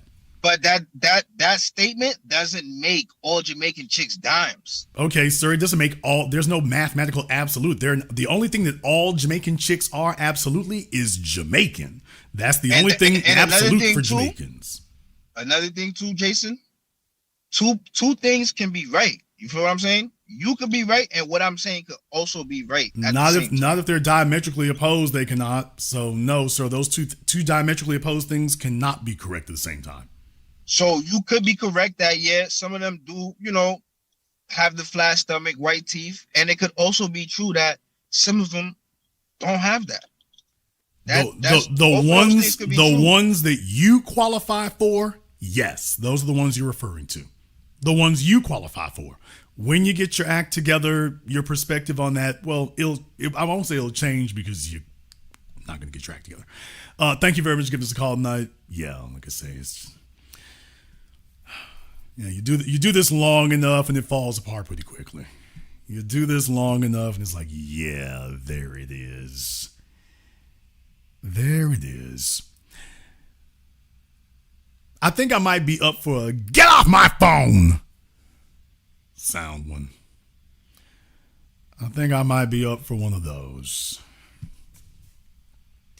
I might have room for one of those. I see some folks sent me some here already, so I've already started receiving some. If you want to submit for you to give a sound drop for that, so I'm going to have a contest here. I'm going to pay $25 a piece for the ones that I like and want to use. But you can be male or female. I'm looking for a nigga what? Surely you can do better than this one. Nigga what? Nigga what?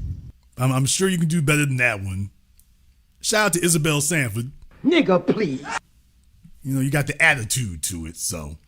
But definitely, like I said, I'm looking for that. I'm looking for a nigga what? I'm looking for a hoe please, and now I'm looking for a get off my phone. Now I'm looking for that. So if I can, let me give one of them. Male or female, send it to handlethebusiness@yahoo.com. That's handlethebusiness@yahoo.com. Ahmad just put the email in the chat room there. So hit me up. Let's see what's happening. If I find one that I like and want to use, we're going to go ahead and add that to the board over here. We're going to add it to the board. Who knows? At some point, I might take another nigga, please. At some point, I might take another one of those. But we're going to just throttle ourselves for right now. Let me go ahead and get iPhone. I know I do it better, but it's just I really don't want drops that are just me talking, to be totally honest. I really don't want it to be me. All right, let me go ahead and get over here on Zoom. Speaking of chicks in the military, oh, there's Timmy. There she is. Hey. Good morning. Over here is morning. I wanted to quickly respond to that fella was smoking. Me and my roommate, she's a size 4 and I'm into fitness.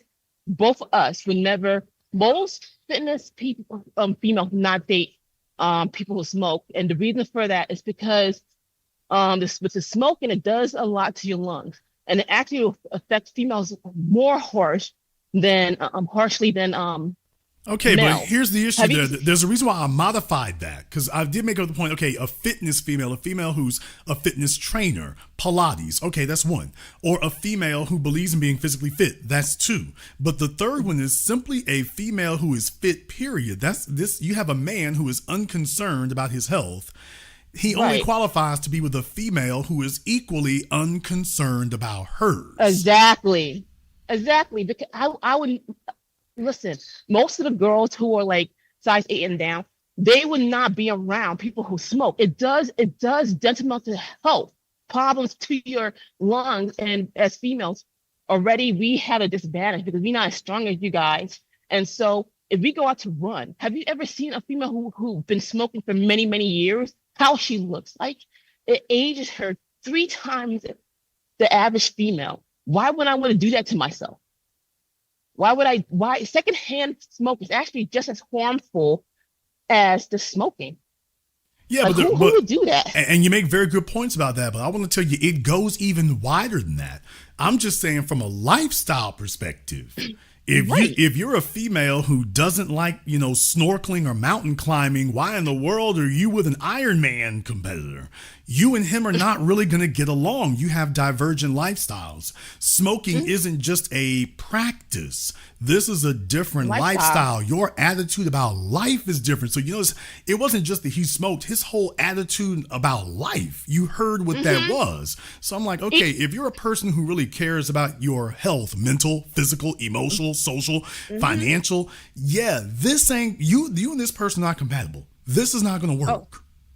Yeah, I just want to also, just to be quick, the last part, oh my God, before I forget, oh my God, I think I almost forget. Yeah, even I was listening to him, even if that young man makes money, I don't care how much money he makes, his attitude about life itself is like nonchalant, like he doesn't care about himself. Why does somebody who gives 2 shits about themselves want to be with somebody who, because understand, if we have kids, he's going to demonstrate the same attitude towards his kids.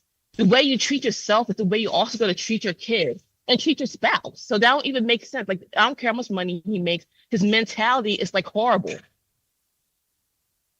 And he doesn't see that. So I'm just saying it's going to take a certain type of female who's like him, who is going to be able to operate in that environment. Oh yeah. Nobody's going to deal with that because he doesn't care about himself.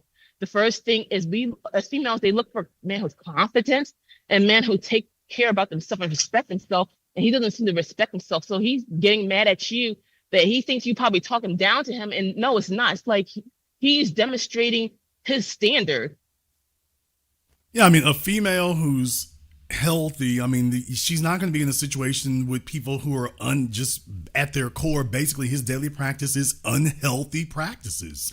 This is an environment that you're in. You two are not going to be able to, y'all ain't going to be able to rock together. You're just not going to be able to. He's going to need a female who he doesn't care, and he needs a female who doesn't care. Absolutely. By the way, I'm in the gym, by the way. So thank you. Have a good morning, okay? We ain't going to talk about the We ain't gonna talk about the military hoes, Timmy. We ain't gonna. Oh no, absolutely, you're right. I think everybody here as a whole, they look at me strange because I would be sitting around and having weird. Everybody except Timmy. Yeah, where's the thing? They have weird. Well, some of them are like 20 years old, 18 years old kids, and I guess because they're immature, they like to make immature jokes or make immature comments, but there's a lot of people. And the military spouses. Let me tell you about them. Oh boy. Like they be y'all don't. There's nobody in the military who trusts a military spouse. Oh my God. Oh, okay. So it's crazy because we have I don't want to put nobody out there, but I have a sergeant, and he complains about his wife too. The female, the few females would be sitting down. He'd be watching like videos of like naked, half naked, like Asian chicks who are like size 2. And they'd be like, oh, this is a bad broad, and everything. I was like, did you have a wife? Like, why are you sitting here? This is almost close to porno. And he'd be complaining about his wife, he doesn't know how to cook, to do anything.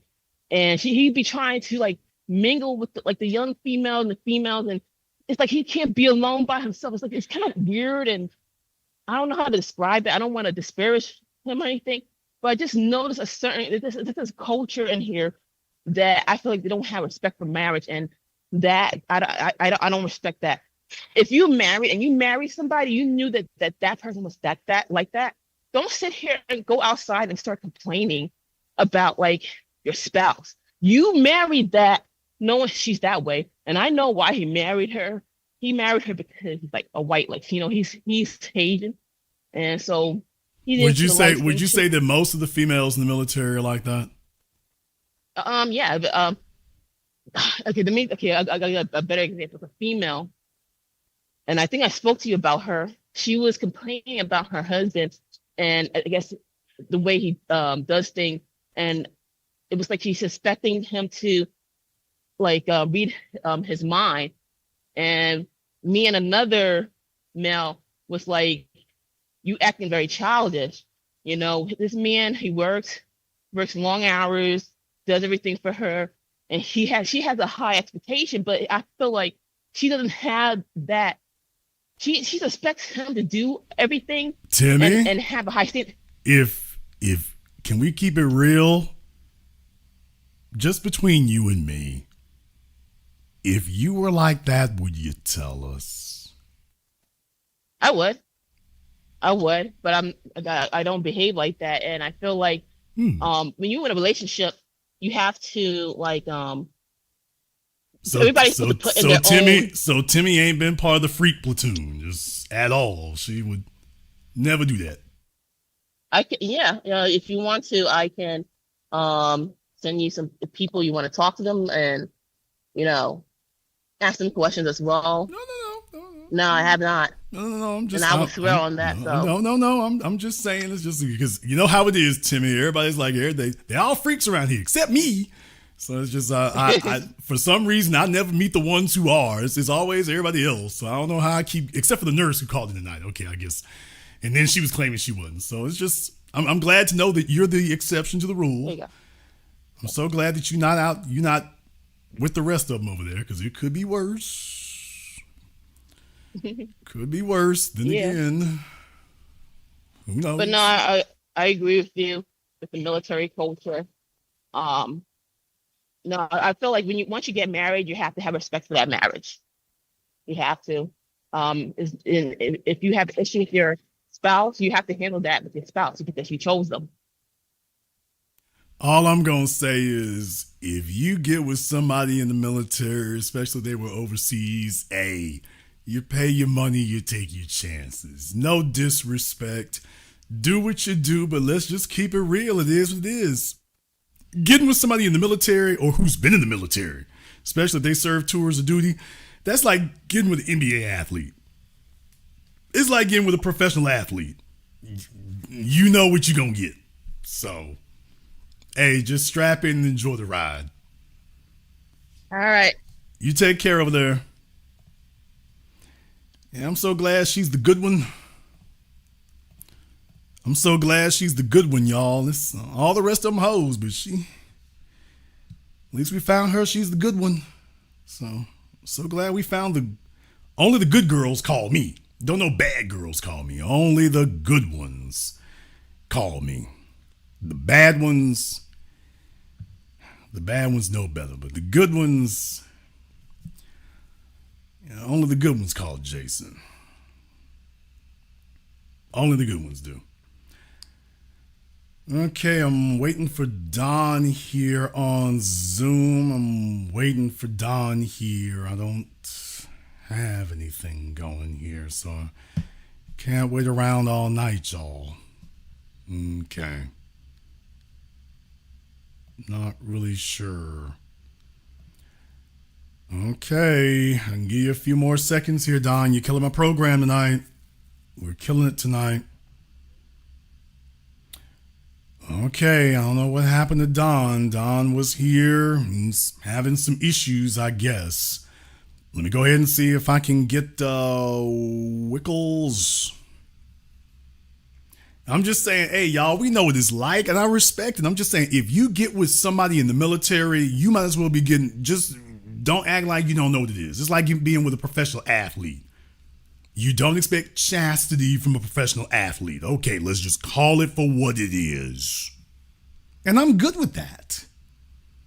I'm perfectly fine with that. Just know what you getting. If she done served in the Navy on a ship, nigga, okay. You like it because you like, damn, I got me a chick. She in the military. She got stripes on her shoulder. She extra freaky. I'm like, dude, do you realize how she learned that? Do you know where she learned that from? She come from a small town. That's another one right there. Do y'all realize most of your military bases in this country are in or adjacent to small towns. You don't have military bases in large American cities. Where you got military bases, that is the large city. Fort Bragg and Fort Jackson and Barksdale, that is the large city there. So a lot of y'all talking about, I got me a chick, she a southern chick from a small town and she's in the military. I'm like, okay, bruh. Come on, man. Fort Hood? Out all by itself down there, damn it. Out there, Corpus Christi, Texas, a place that most of you don't know, and I know it's outside of that, but if you don't even know where Corpus Christi, Texas is, you damn sure don't know about Fort Hood. Fort Hood is the big city when you get down there. Talking about you got you a small town Texas girl. She ain't from Dallas. She ain't from Houston. Yeah, all those Navy bases and stuff. It's just, man, come on. Fellas can't afford to be naive like that. I got me a small town chick. Where's she from? Fort Hood. Okay. Fort Jackson. Fort Bragg. I got me a good one. She ain't from New York or Atlanta, one of them crazy places like that. She ain't from Chicago, one of them crazy places. Should I tell him or will you tell him? Y'all want me to tell him or you gonna tell him? Some of these fellas killed me. They were the chicks straight out the Navy. This nigga acting like he got him some vestal virgin bride. Knowing what's going on, he done let, oh, I'm not like them. Fellas, come on. The biggest lie in the world is when your chick been in a place where you know that's where the hoes kick it at and she telling you, oh, but I wasn't with them. How long were you there? 3 years. 3 years? Yes, 3 years. And you never did nothing. Nope. 3 straight years. I was on that ship for a year. Okay, what was they doing on that ship? Ooh, hell, it was like an orgy on there. It was just, everybody was doing every damn thing. How about you? Nope. How long were you there? I served for a year. You never had a boyfriend? No. You never had a sexual encounter for a year? Nope. Some of you fellas believe that. You believe that your chick was on a Navy ship for a whole year, didn't have a sexual encounter with anybody. So she just been waiting her whole damn life for you. There's literally nobody on that ship that is going to echo your version of the events.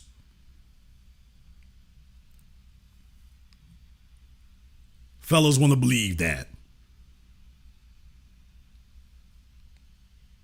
She been waiting for me her whole life, Jason. That's the problem right there. You don't believe in things.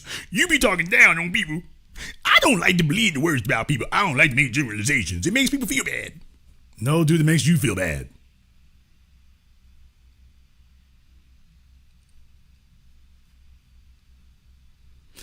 Here's the issue. Miss Travel Nurse talking about objectifying women. Women hate being objectified unless they're the ones in charge of the objectification. What? When females want something, they don't give a damn about being a sex object. They go buy their thongs, they go buy their high heel shoes, they go buy their cleavage. When they want to if there's something to be gotten, if objectification gets the job done, that's the first thing they go to. Remember, after Trump got reelected president, what was it the females were saying? Ladies, don't give the men sex. They didn't say, ladies, don't give the men money. Damn! You notice that? The females weren't getting on TikTok and saying, ladies, don't give the men your money. They didn't say, don't give the men your degree. They didn't say, don't give the men your resourcefulness. Don't give the men your intelligence. The only thing that they said they were going to withhold is don't give them sex. They didn't even try to attempt anything else. Don't give them marriage. Don't give them a commitment. The only thing that they named was don't give them sex. Now, the men didn't volunteer that. The women volunteered, well, you know what? We can withhold sex. Okay, there's a bunch of things you can withhold. Why are you volunteering just one? And it's the same damn thing. Everything is do what I say or no sex. It's not do as I say or no money. It's not do as I say or no help, no physical assistance. It's do as I say or no sex. Oh, so do as you say and sex. Is there anything else that you're offering? Because if that's the only thing you're withholding, then that also means that's the only thing that you're offering. Then they want to tell you about objectification. They're like, they love objectification so long as it favors them. So they get what they want and objectify the hell out of them. They volunteer to be objectified if it gets what they want. They only tell you it's a negative if they didn't get what they want. Now, if they didn't get what they want, now it's a negative. You objectified me. Why? Because I played the game better than you? So you're being objectified because I figured out how to outmaneuver you. If somebody is able to get her to give up her sexuality, then all of a sudden, and without her getting the rewards that she thought she was negotiating for, now she's being objectified. If you figure out a way to extract sex without it costing you anything else, now you're objectified. Or if you can convince her to lead with her sexuality. If you can convince her to lead with her sexuality on your terms, now she's objectified. Now, when she was leading with it to hustle what she wanted, when she was hustling them draws, oh, that was okay. That wasn't you're objectifying yourself. Okay. Instead of us just calling it for what it is. And I'm not even saying it's negative. I ain't got no problems with it. It just is what it is, man. It just is what it is. I don't see it as a bad thing. The only thing I see bad is being dishonest. If the female that you are with is determined and dogged and determined that they're going to be dishonest. This chick is on my damn phone. She is cursing at me and every damn. She just finished quoting the Bible. Her life is literally the opposite of everything in the Bible, but she's quoting the Bible to me as if it's an authority, and it's not even an authority in her life, but she's quoting the Bible. Typical religious hypocrite, but anyway.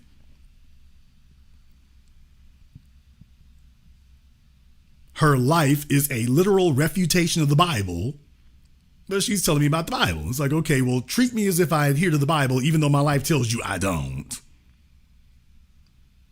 You should be embarrassed to be invoking the Bible. Your life is literally refuting the Bible. I'm talking about it anyway. Why?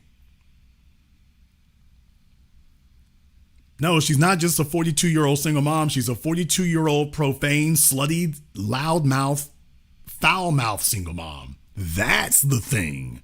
If she was just a 42-year-old single mom, that would be bad enough. She's a 42-year-old, foul-mouthed, slutty single mom. That's the issue. Right there. And then arguing for her right to be so. She's telling me that I'm wrong about what I said, and then immediately sits up here in front of everybody and confirms every word I said. Yeah, because she feels some kind of way because she's heard that from other men and other people. And she can't help herself. Rather than make the changes she needs to, she can't help herself.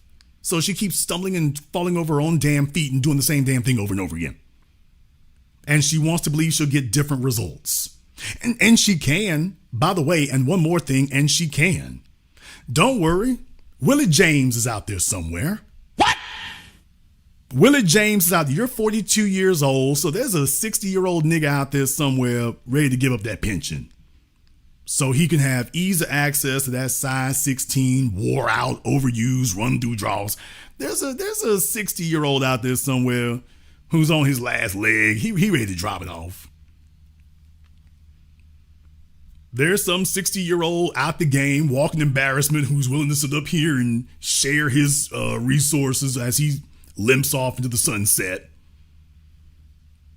He's a walking embarrassment. You are too. The two of you belong together. He's willing to give up his little old pension. He's willing to do that.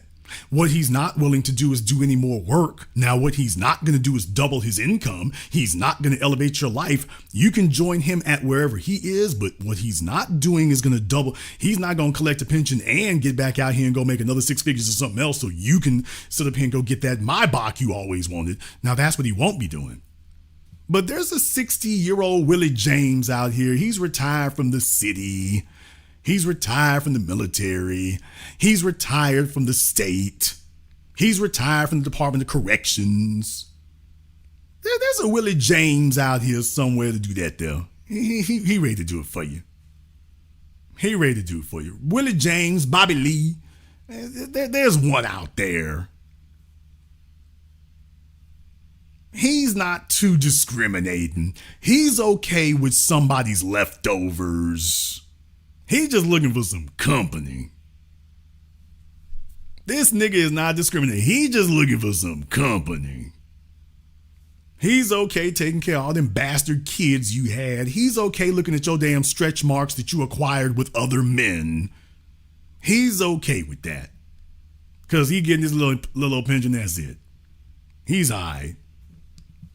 Willie James ready to do that.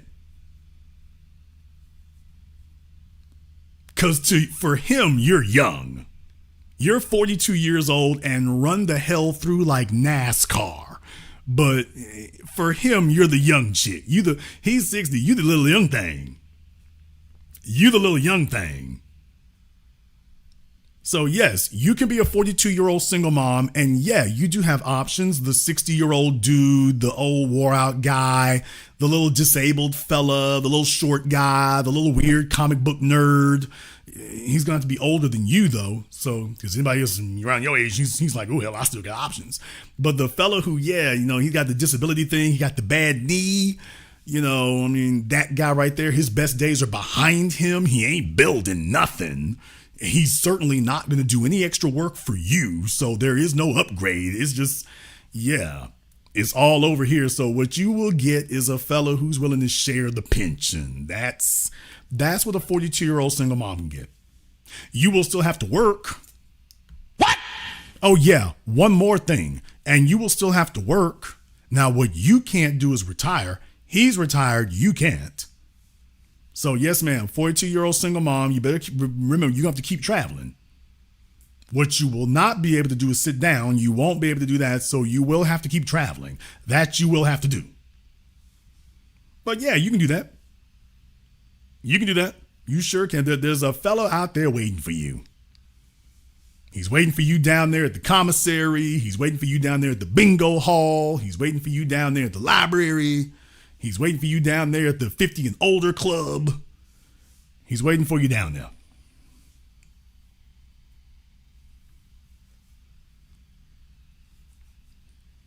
He's willing to accept all of that and make a lifelong commitment to it and cash out all his chips because he's already been cashed out.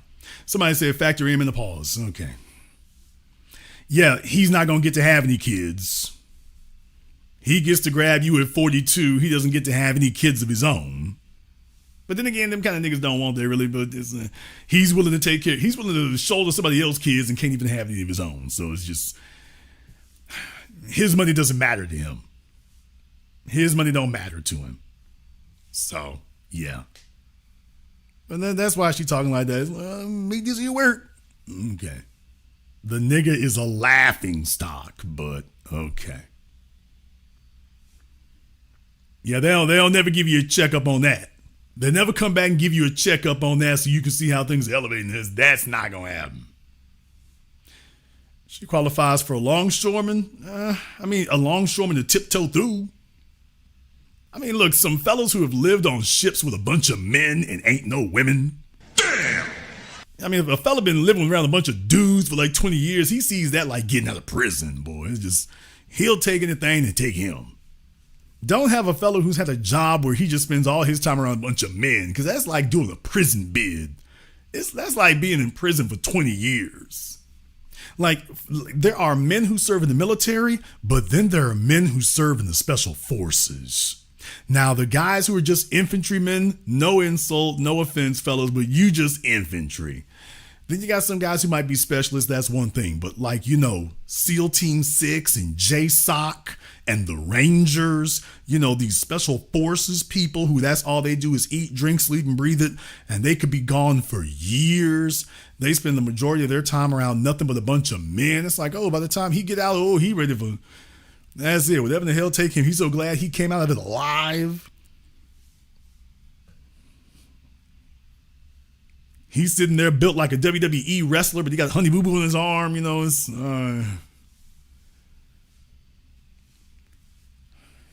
he's just looking for something that, you know, got a set of ovaries. He ain't really harsh about that. It's just, okay, she'll take him. But fellas who got options, it's like, yeah, you got regular access and you're not really sequestered like that. It hits differently. It hits differently. Tonight's program was about the top careers for hoes. Tonight's program was about the top hoe careers. For those of you who missed it for whatever reason, we were discussing the top hoe careers tonight. We started doing tonight's program because Mediocre Tutorials was giving credit somewhere else. And I'm like, okay, fellas, we grown men ain't supposed to do that, but okay. I'm bigger than all the side hating. I'm bigger than all that. Always have been, always will be, which is why you're coming back to the source so we can go ahead and review that. Our list was coming in at number 1, nurses. All the nurses are still the top field for the hoes. The nurses are still the top field for the hoes. Coming in at number 2 is hairstylists. So if they work at a hair salon, that is number 2. Practically physically impossible to strike out. So if she does nursing or does hair, those are still the 2 top ones. Still 2 at the top of the list. If she's in the military, oh boy, that's the top 3 right there. That's the big 3. That is the big 3. The big 3 right there. If she does hospitals, hair, militaries, there you go. Militaries, makeup, medicine. So if you got those are the big 3. Those are the big 3 professions for hoes. Those are the big 3. Coming in after that, next up you have food service. If she works in a bakery, if she works at a grocery store, if she works at Chick-fil-A, if she works in a place where they have an oven, if her job has an oven, it's hoes. That is a haven for hoes. It's a hoe haven. So if it's a place that has an oven, it is a hoe haven. Food service is the next thing there. Next up is hardware. So if she works anywhere with hardware, warehousing, someplace with a forklift or hammers. If they have hammers or forklifts, that is another place where there's hoeing is one of the side perks that they do. That's one of their little side hobbies. So if it's hardware, she work at Home Depot, she work at Lowe's, she work at Ace Hardware, she works at the Benjamin Moore paint store, Benjamin Moore Paint. If she works at a warehouse. So fellas, you have been warned. You have been told, you have been warned. If she works in hardware. Corrections officer. If she works in corrections, not police officer, but corrections officers, sheriff's deputies. If she works in a place where they warehouse men. What? If she works in a place where men are warehoused. If they warehouse tools or if they warehouse men, if men are being warehoused where she works, just understand that is the hoe haven. Why would she want to be there? Because she got access to big, strong men's. Next, on the other side of that is attorneys, especially if she comes from a major metropolitan area with lots of hoes. At the top of the list is Fulton County. Atlanta, let me tell you, the attorneys did not figure out that they are not hoes or paralegals. The attorneys did not figure it out that they are not hoes and paralegals. So if you are in Atlanta and you have a law degree, just remember the attorneys there. You can be DJ Deuce or you can be the district attorney of Fulton County. You got equal access to all the female attorneys, you have equal access. You have equal access. Don't let that get in your way. Teachers, this also includes colleges, by the way, to a lesser degree, but certainly if they work in grade school. So if they work for the public school system, let me rephrase, the public school system, if they are teachers, counselors, coaches, if she works at a public or private school, but particularly public schools, if she works at a public school, yeah, Ho Haven. Even for the married ones. What? I said even for the married ones. Damn! And that's what it is. And deal with it, nigga. So, if she works at public schools in any capacity. Next up is police officers in large metropolitan areas. If she works as a police officer in a large metropolitan area. She works as a police officer in New York, LA, Miami. The bigger the city is, the more hoeing it will be. She is there to have authority over men, and she's got so much authority, she's like, okay, let me go ahead and play with it. So if she is Chicago, so New York, Chicago, Atlanta, New York, Chicago, LA, and Miami. Those are the big four. If she works for the New York Police Department, Chicago Police Department, LA Police Department, Miami Police Department, just understand, yeah, hoeing is the hobby. Hoeing is the hobby. All my people who live in them cities will bear me witness. Next up is flight attendants. Especially if she works for a large carrier. If she works for one of the major carriers, so American in Dallas, was at Delta in Atlanta. I forget where American's hub is, but if she works for them or Southwest or something. If she is a flight attendant and she works and she has a union. If she is a flight attendant and she has a union. If she is a flight attendant, so I think I want to say Chicago's United. I want to say Chicago's hub is United. Southwest got a few places there, but I want to say Chicago's hub is United. Have to go back and go memorize those all over again. But definitely, if she's a flight attendant, especially if she works for an airline and has a union, flight attendant with a union, yeah. Just ask the fellas. Ask the fellas who work at the airlines whether that's the deal. Ask them. They'll let you know. Because what you don't understand is, like, for flight attendants and stuff, when they go places and things, like you'll be in Los Angeles. Every time I'm in LA at the Westin Bonaventure, you see the females come up in there, the Korean Air building. That was the reason they built that. I mean, well, it's called the Wilshire Grand, but it's actually the Korean Airlines building. But the Westin Bonaventure, the Korean Air building, you know, the flight attendants and the flight attendants and the captains and, you know, plane pilots, they come there all the time. You see they all come walking in together. So that's nothing to see. The Westin, that's nothing to see. They come in there all in there as a group. You see that all the time. So flight attendants, definitely it goes down. We already covered about hairstylists, postal delivery workers, whether that's the post office, FedEx, UPS, Uber Eats, what? Postmates. Damn. Who is the other one? I forget the other one. Instacart, whatever it is. Whichever one it is. If it's delivery, okay. If your chick work Amazon, if your chick works either driving or at the warehouse, although we covered that warehousing before, but by the way, if your chick is doing delivery, okay. Grubhub, that's a hell of a name. That lets you know what your chick got. That lets you know what she got. Yes, Uber Eats. Yes, sir. Yes, sir. That's exactly what it is.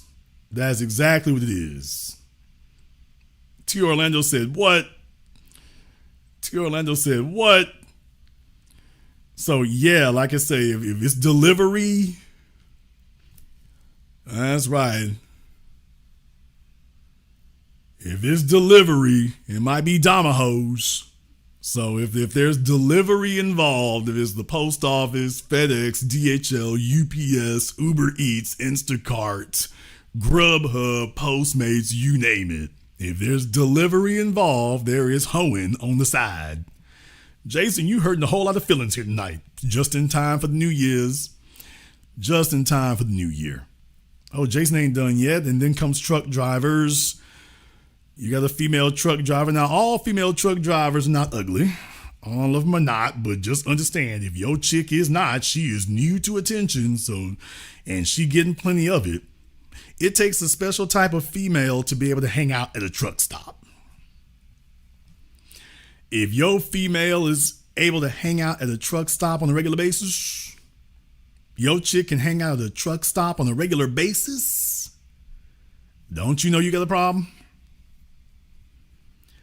If your chick can hang out at a truck stop on a regular basis, you, my friend, have an issue.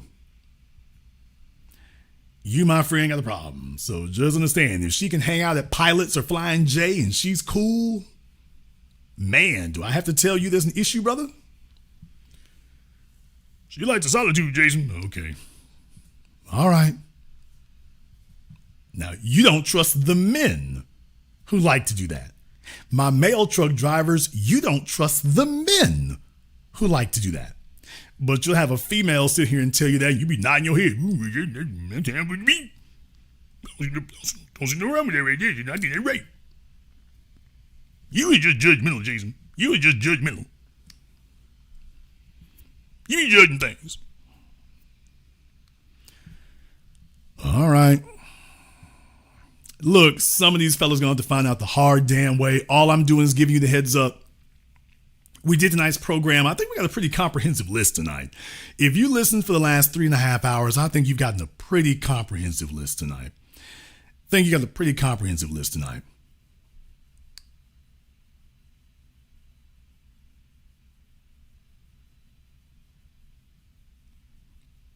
Oh, Mike Check Productions. Boy, I'm telling you, brother, you having it rough, man. Mike Check Productions is having it rough. You're talking about this 18-year-old virgin daughters in nursing program at the university. I have zero pushback with nursing equals hoe. Oh. Well, he said he was in his 20s and got a hold of a bunch of them. So Mike going through it. Mike is going through it. He is going through some things right now. So that's what I'm saying. For you fellas who got daughters and they talking about they want to go into nursing, I'm like, oh, man. On the one hand, you know she's going to be financially straight. On the other hand, it's like, oh, hell. Do I really want to encourage this? Oh, do I want to do this?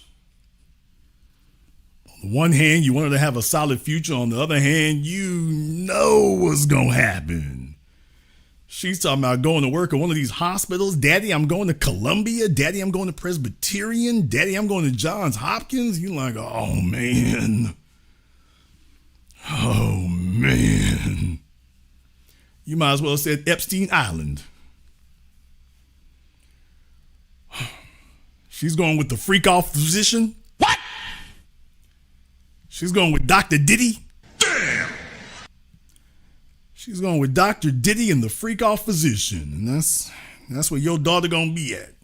She's talking about she's sleeping at the hospital. Hell of a thing, right? Daddy, we have to sleep at the hospital tonight, boy. As a father, I'm like, I can't sleep tonight. Talking about she gonna sleep over at the hospital. Man.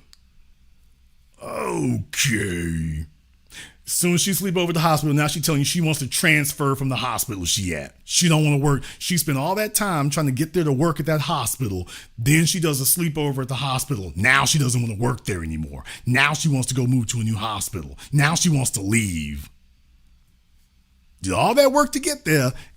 She slept over at the hospital. They did some overnight shifts. They did some 36-hour shifts. Now she doesn't want to work there anymore. Y'all notice how nurses jump from one place to another? What? Y'all notice that? Nurses love jumping from one hospital to another. We already covered that. I want to be a travel nurse. Who the hell wants to be a travel nurse? Dude, don't you know she on the run from all them dudes and women she done laid up with? Fellas don't want to believe. They wouldn't do all that, Jason. Okay. Some of you fellas are living with them. Some of you fellas are doing that. Some of you fellas got a travel nurse sitting right there next to you. She talking about she getting ready to get up and leave and go out of town. What? You sitting right there with her. I'm gonna be the pandemic been over, but she don't want to stop travel nursing. The pandemic been over, but she don't want to stop travel nursing. You sitting right there helping her pack her bags. This nigga sitting over here folding her pants. Oh, baby, that's good right there. You know, I'm so glad you carrying the little. She tell me a little old folding. I'm so glad you get out there and you serve the community. You just gonna be 8 states away, but that's good. And so glad you stay dedicated, baby. You are a medical professional. You is a medical professional.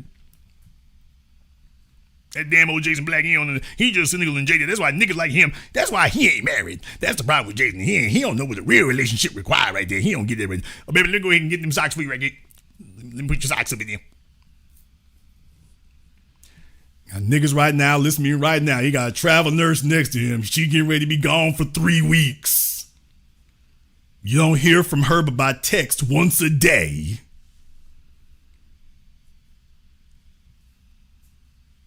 She talked to you by text once a day.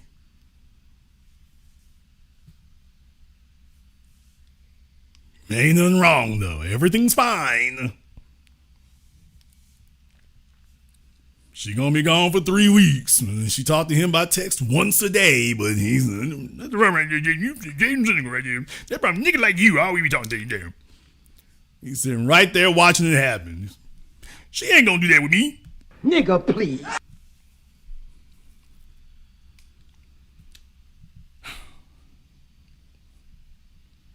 I know I'm starting off the new year. I'm messing up some of y'all's relationships, I've got some of you fellas in here asking yourselves questions you didn't ask before. Yeah, this ain't like the rest of them folk out there still trying to figure this out. That, by the way, I got you asking some questions you didn't ask before. And by the way, one more reminder, I didn't say to break up your relationship. Damn! Never said that, not gonna start tonight. Never do that. I never tell you any garbage like that. All I'm going to say is, by the way, this is what you bought, and make these decisions with your eyes wide open. All I'm going to say is, fellas, if you ain't asked about the cruise ship, if you haven't asked about that Navy ship, don't ask about it. I know it's going to be digging away and eating away at you. Some of y'all done heard her mention the nigga's name by accident, and it's going to be eating away at you. She talked about that military base, but she doesn't really have a bunch of stories about it. She was gone, but she don't really, all her stories are about the females. She don't really talk about the men. Okay, the majority of the folk at that base are men, but she doesn't really talk about the men. Oh, she ain't. So everybody else with a hoe, just not her. Dude, does that even sound right? Are you using deductive reasoning, or are you just accepting the answer you're given because that's what you want to believe? By the way, because if you didn't like the woman you were talking to, would you accept that for an answer if you didn't like her? Oh, you like her, so she must be clean because you like her. She's the one you have access to, so she must be aight. Everybody else on the ship is a hoe, not the chick, not when she got to you. All these years later, that's not a hoe now. Everybody else in the base was a hoe, just not her. Everybody else in the ship, just not her. Everybody else in Hawaii, just not her. Everybody else at the courthouse is a hoe, not her. All the other chicks at the school are hoes, not her. Everybody else at the Lowe's and Home Depot is a hoe, not yours. Not yours.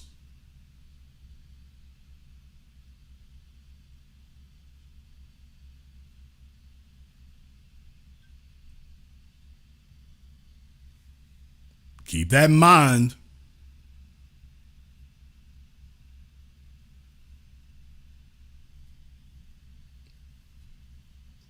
Chadwick, I didn't say don't put your female on to me. I just said don't tell her, ooh, you need to.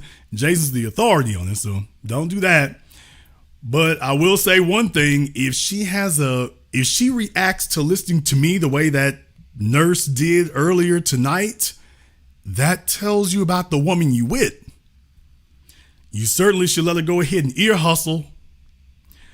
You definitely need to let your chick ear hustle and see how she responds to that, because I didn't say anything that was not accurate.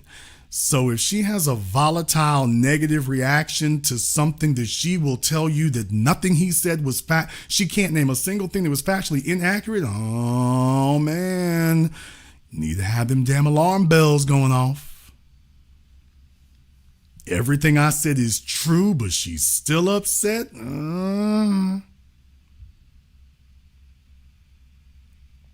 Oh man, Street Nasty Entertainment for real, dude? Oh, bruh, oh, I don't know about that. I don't know about that. He said he told his wife, don't bring me no STDs or side babies and I'll return the respect. Oh, brother, I don't know if I don't know if I can roll with that rule. I don't know if I can do that one, bro. Yeah, y'all's marriage might be a little too honest. I don't know if I can do that one. Yeah, buddy, I don't know if I don't think I can roll with you there. All right, well, she know about your sex addiction issues, but do you know about hers? And deal with it, nigga. So y'all both might have issues in that regard. So I can't be with a porn chick. Yeah, you got August Alsina telling her keep it on the low. No, I don't want another nigga whispering in my chick's ear talking about, don't worry, long as he don't find out. Wait a minute. Fellas, y'all got sneaky links out here now? Is this what we doing? I'm going to do a cuck program, though. I'm letting y'all know. 2025, I'm going to do a cuck program because you got dudes out here. Man, your chick is on the phone with other men, talking with other dudes, sitting right there in the damn bed with you, texting other dudes, and you sitting right there. It's 4, 5, 6 years later. You got kids with her. You fighting for her. You doing this, that. Man, what is up with the new niggas out here? You got fellas out here. I mean, you know your chick dirty, and you sitting right there. Other dudes, you sitting up here going round and round with not working to forgive her. Forgive? No, I'm just so conflicted. My heart broke. Conflicted? She done cheated on me 2, 3 times. She on the phone with the nigga right now. I got fellas in here running. She on the phone with the nigga right now. Dude, really? I don't know what to do. Back up. She's on the phone with that dude right now. Yes. And they've been having sex. Yes. And you don't know what to do about it. No.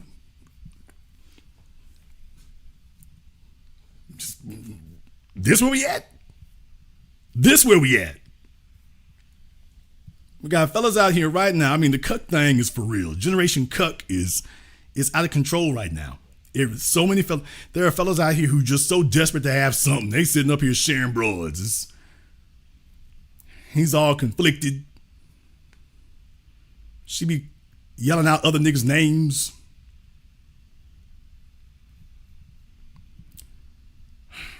And fellas be sitting there just mad. Taking red pills, black pills, and every other damn pill. Man, I don't know what you married. Some of y'all got kids with them. Knowing she digging another dude. I got I don't know what to do. I love it.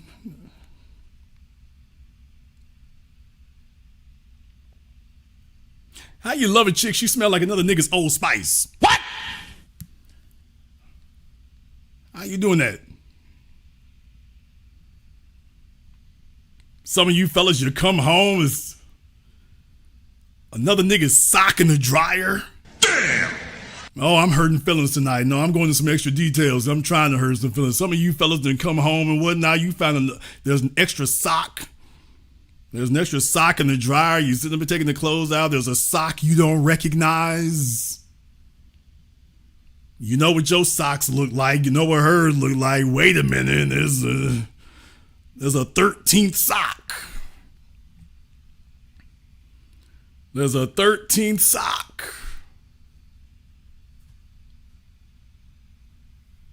No, I'm just saying, your chick sneak off to another dude's place. She gathers her clothes back up. You know, she's snuck off to his place. She gathered her clothes up, but then she done gathered up something extra. She's so busy to gather her clothes up off the floor, threw her clothes in her bag. And now she didn't come back home. She trying to act like ain't nothing wrong. So she threw the clothes in the hamper, but you know, you do that enough times, and then one time she throws the clothes in the hamper, and it's like, oh hell, she picked up something extra. She picked up something extra. You sitting up here going through the dryer, and all your socks hangs. Oh damn, for the loom. Wait a minute. Who the hell's Adidas sock is this?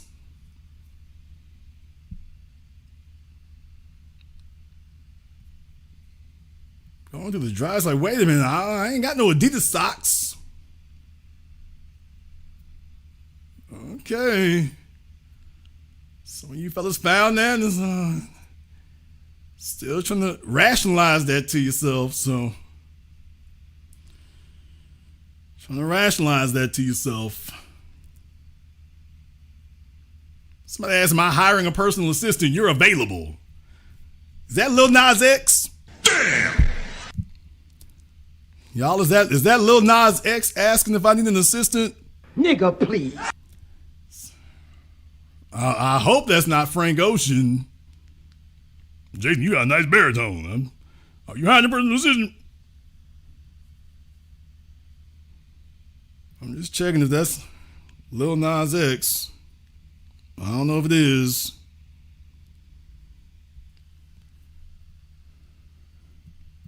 You can go ahead and email me. I want to see how this turns out. You can go ahead and email me. I want to see how this turns out. Well, I can't wait to see your angle. Go ahead and email me. Let's see how this turns out. This is either going to be an interesting hire or this is going to be great content, one or the other. I'm just saying, y'all. Billy Porter became a subscriber to the program. Damn!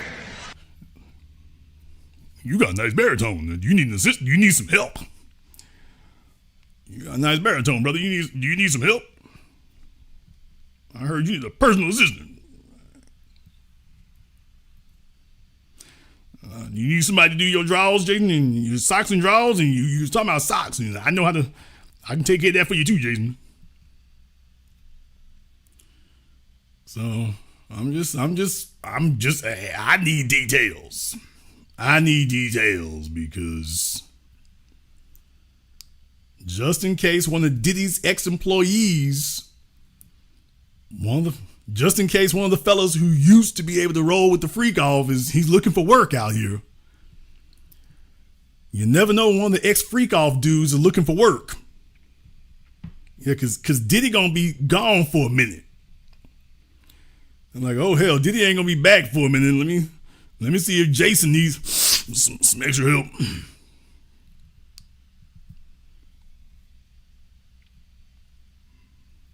Listen, Jason, I heard men be calling into you naked. What? I got more topless men who call me. I'm like, what the hell happened to my program? What is it about me? Every dude is calling me up. They got this shirt off. I guess they checking to see if I'm going to throw him the wink. You know, that's the thing that gets me right there. I guess they checking to see if I'm going to, do I have a weakness or something? Maybe I'm just going to see the right one. They sitting there with no shirt on. One fellow flashed me. I'm like, what is going on here? Like, is these fellas checking my temperature to see if maybe we just ain't did the right one? He didn't really mean it the first time he said it. He didn't really mean it. Nigga.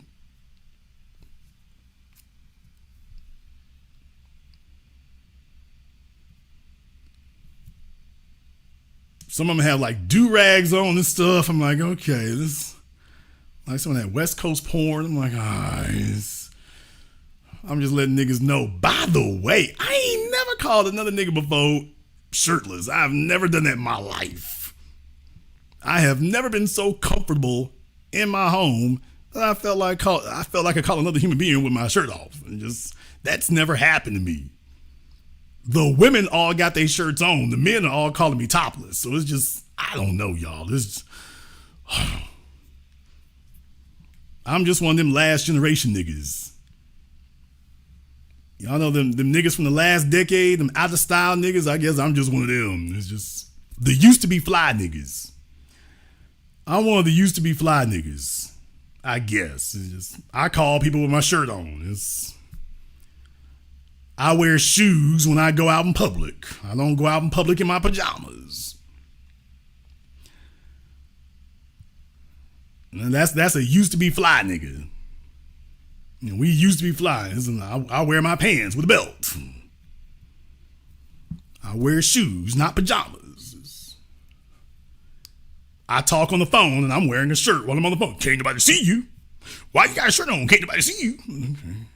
These niggas be getting on here with me. I can see them. I'm at home. Nigga, what's that got to do with me on the phone? I've only really had one female who truly called me like that. And I'm like, okay.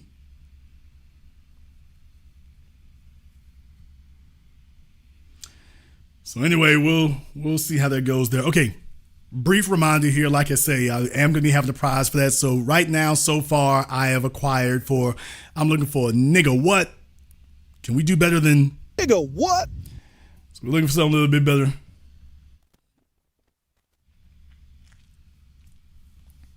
Okay, so I guess dude was Frank Ocean after all.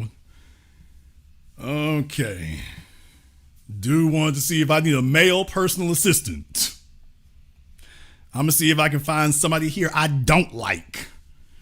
I'm going to forward his email to you. I'm going to find me somebody I don't like, and I'm going to forward his email to you. So I don't need a male personal assistant like that, but apparently some of y'all, I got a feeling some of y'all do. So it's going to be some folk I don't like. I'm going to even forward him to you.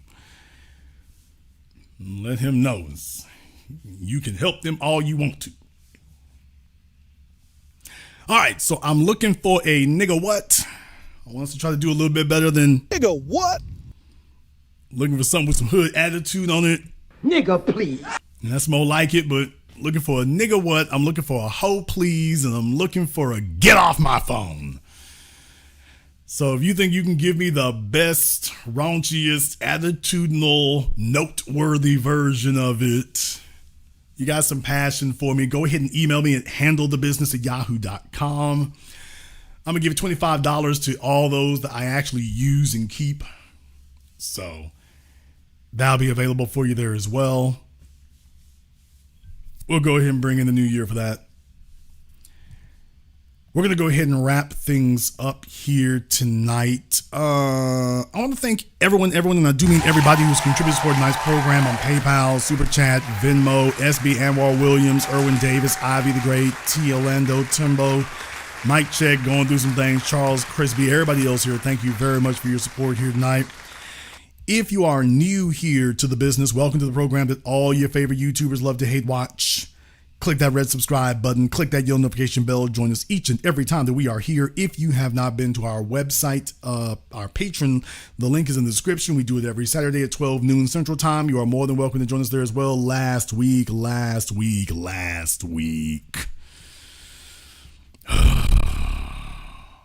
I don't even know why I gave that to y'all last week. I don't. They're only going to make bad use of it. So I don't know why I did that, but it's there. So they're going to be out there misusing their powers, but I suppose so be it. The year has just started. There will be changes here on the business.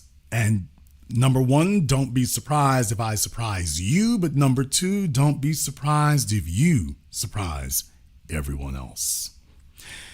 I want to thank all of you for tuning in to tonight's program, live or recorded. Thank you for liking, subscribing, and sharing. And this concludes tonight's broadcast of The Business. I am your host, your brother, your humble servant, Mr. Jason Black. And until next time, my brothers and my sisters from around the world, remember, handle your business or your business will handle you.